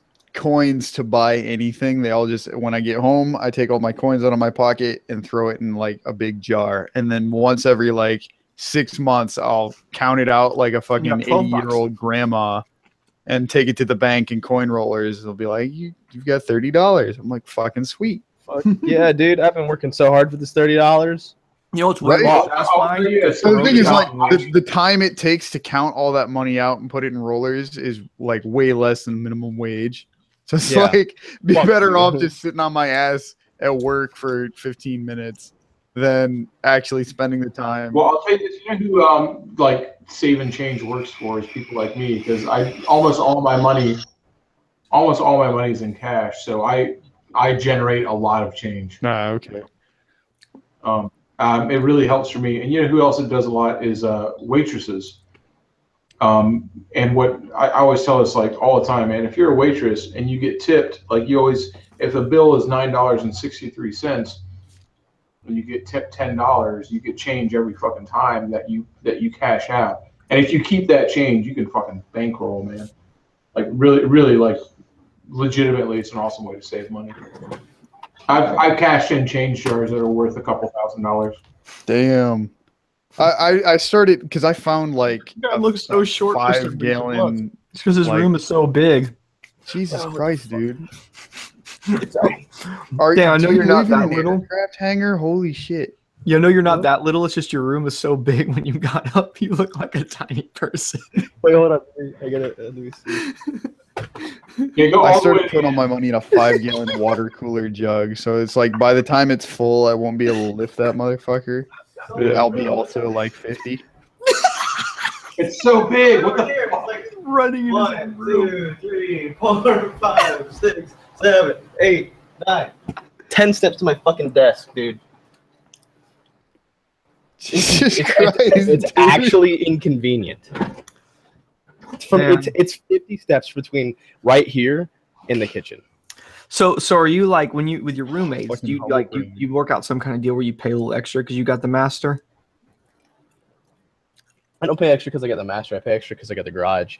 Gotcha. See, downstairs, there's like a second master almost. It's like an in-law suite because Cool. there's a big bedroom, not quite as big as here. And then it's attached to an office through a bathroom. So my other roommate has that all to himself, kind of. So it's even there. And then my other roommate who's You across got one odd man out. Well, he takes up 2 bedrooms. So so I take up 1 bedroom, they each take up 2. So it all comes out even, but I take the garage, so I pay more for that. That's pretty cool though. Yeah, I got no problem doing it too. Dude, last time I rented like with some guys, I was like, we were like what, 21, 22 or whatever. 21. And we went to rent this house. There was 3 of us, and it was a 3-bedroom house. 1 bedroom was like the size of a closet, 1 was normal, and it was probably stupid big like yours. It was the biggest room I've ever had. Master bedroom, its own bathroom. I was just a dick and told everyone it was mine. And they asked me why, and I said because I'm not a faggot and I can get pussy. Well. And now look at you. And I married her. Yeah, and then when you got married like 2 weeks later. But I now figure I'm that married. makes sense, right? Like if you're gonna have a chick over, it's not that you need a master bedroom, you need your own bathroom. Yes. Because that's just clean up. I don't know, man. The bathroom. I remember like I've had a bathroom in my bedroom. It always makes me feel like I'm in a hotel. Yeah, dude, totally. Yeah. And then when you have a chick come over and you share a bathroom with other dudes and she has to go use it, you're like, hang on, let me go make sure it's not disgusting because of course it is. Because there's 3 of us that use it. Yeah. All right, man. I'm about to roll out, y'all. No, you're not. Fuck Where you going? I'm gonna go eat and then go to sleep. Your beard's gone. Yeah, my beard's gone. Did it go where my hair went? Jesus. Shadetree, you just shave the trimmings and glue it to Jake's head. It was time. No, it wasn't. That's why I got rid of it too, man. Oh, dude, it's hot. You look at least a year younger. Yeah, it makes I look way younger. I've done it a bunch of times, man. I've had no facial hair several times. I'm like, I can't imagine what you look like without a beard. I've only ever seen. I've had the one where it was just like the mustache and the sideburns. I had that for a while. Like I got this really long goatee. That was like back when. Holy shit! I think the only time I've seen Shadetree without a beard is like a picture he shared from when he was like 8 years old with all his friends on their bicycles. No, it's what's his name? Who's the guy that uses your avatar?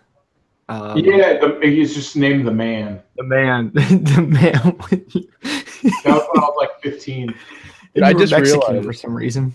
I remember. I looked really Mexican when I was younger. You look like a little Mexican boy. Yeah. Dude, you have a dirt stash. Shadetree, I just remembered I had a dream about you yesterday, or like last night.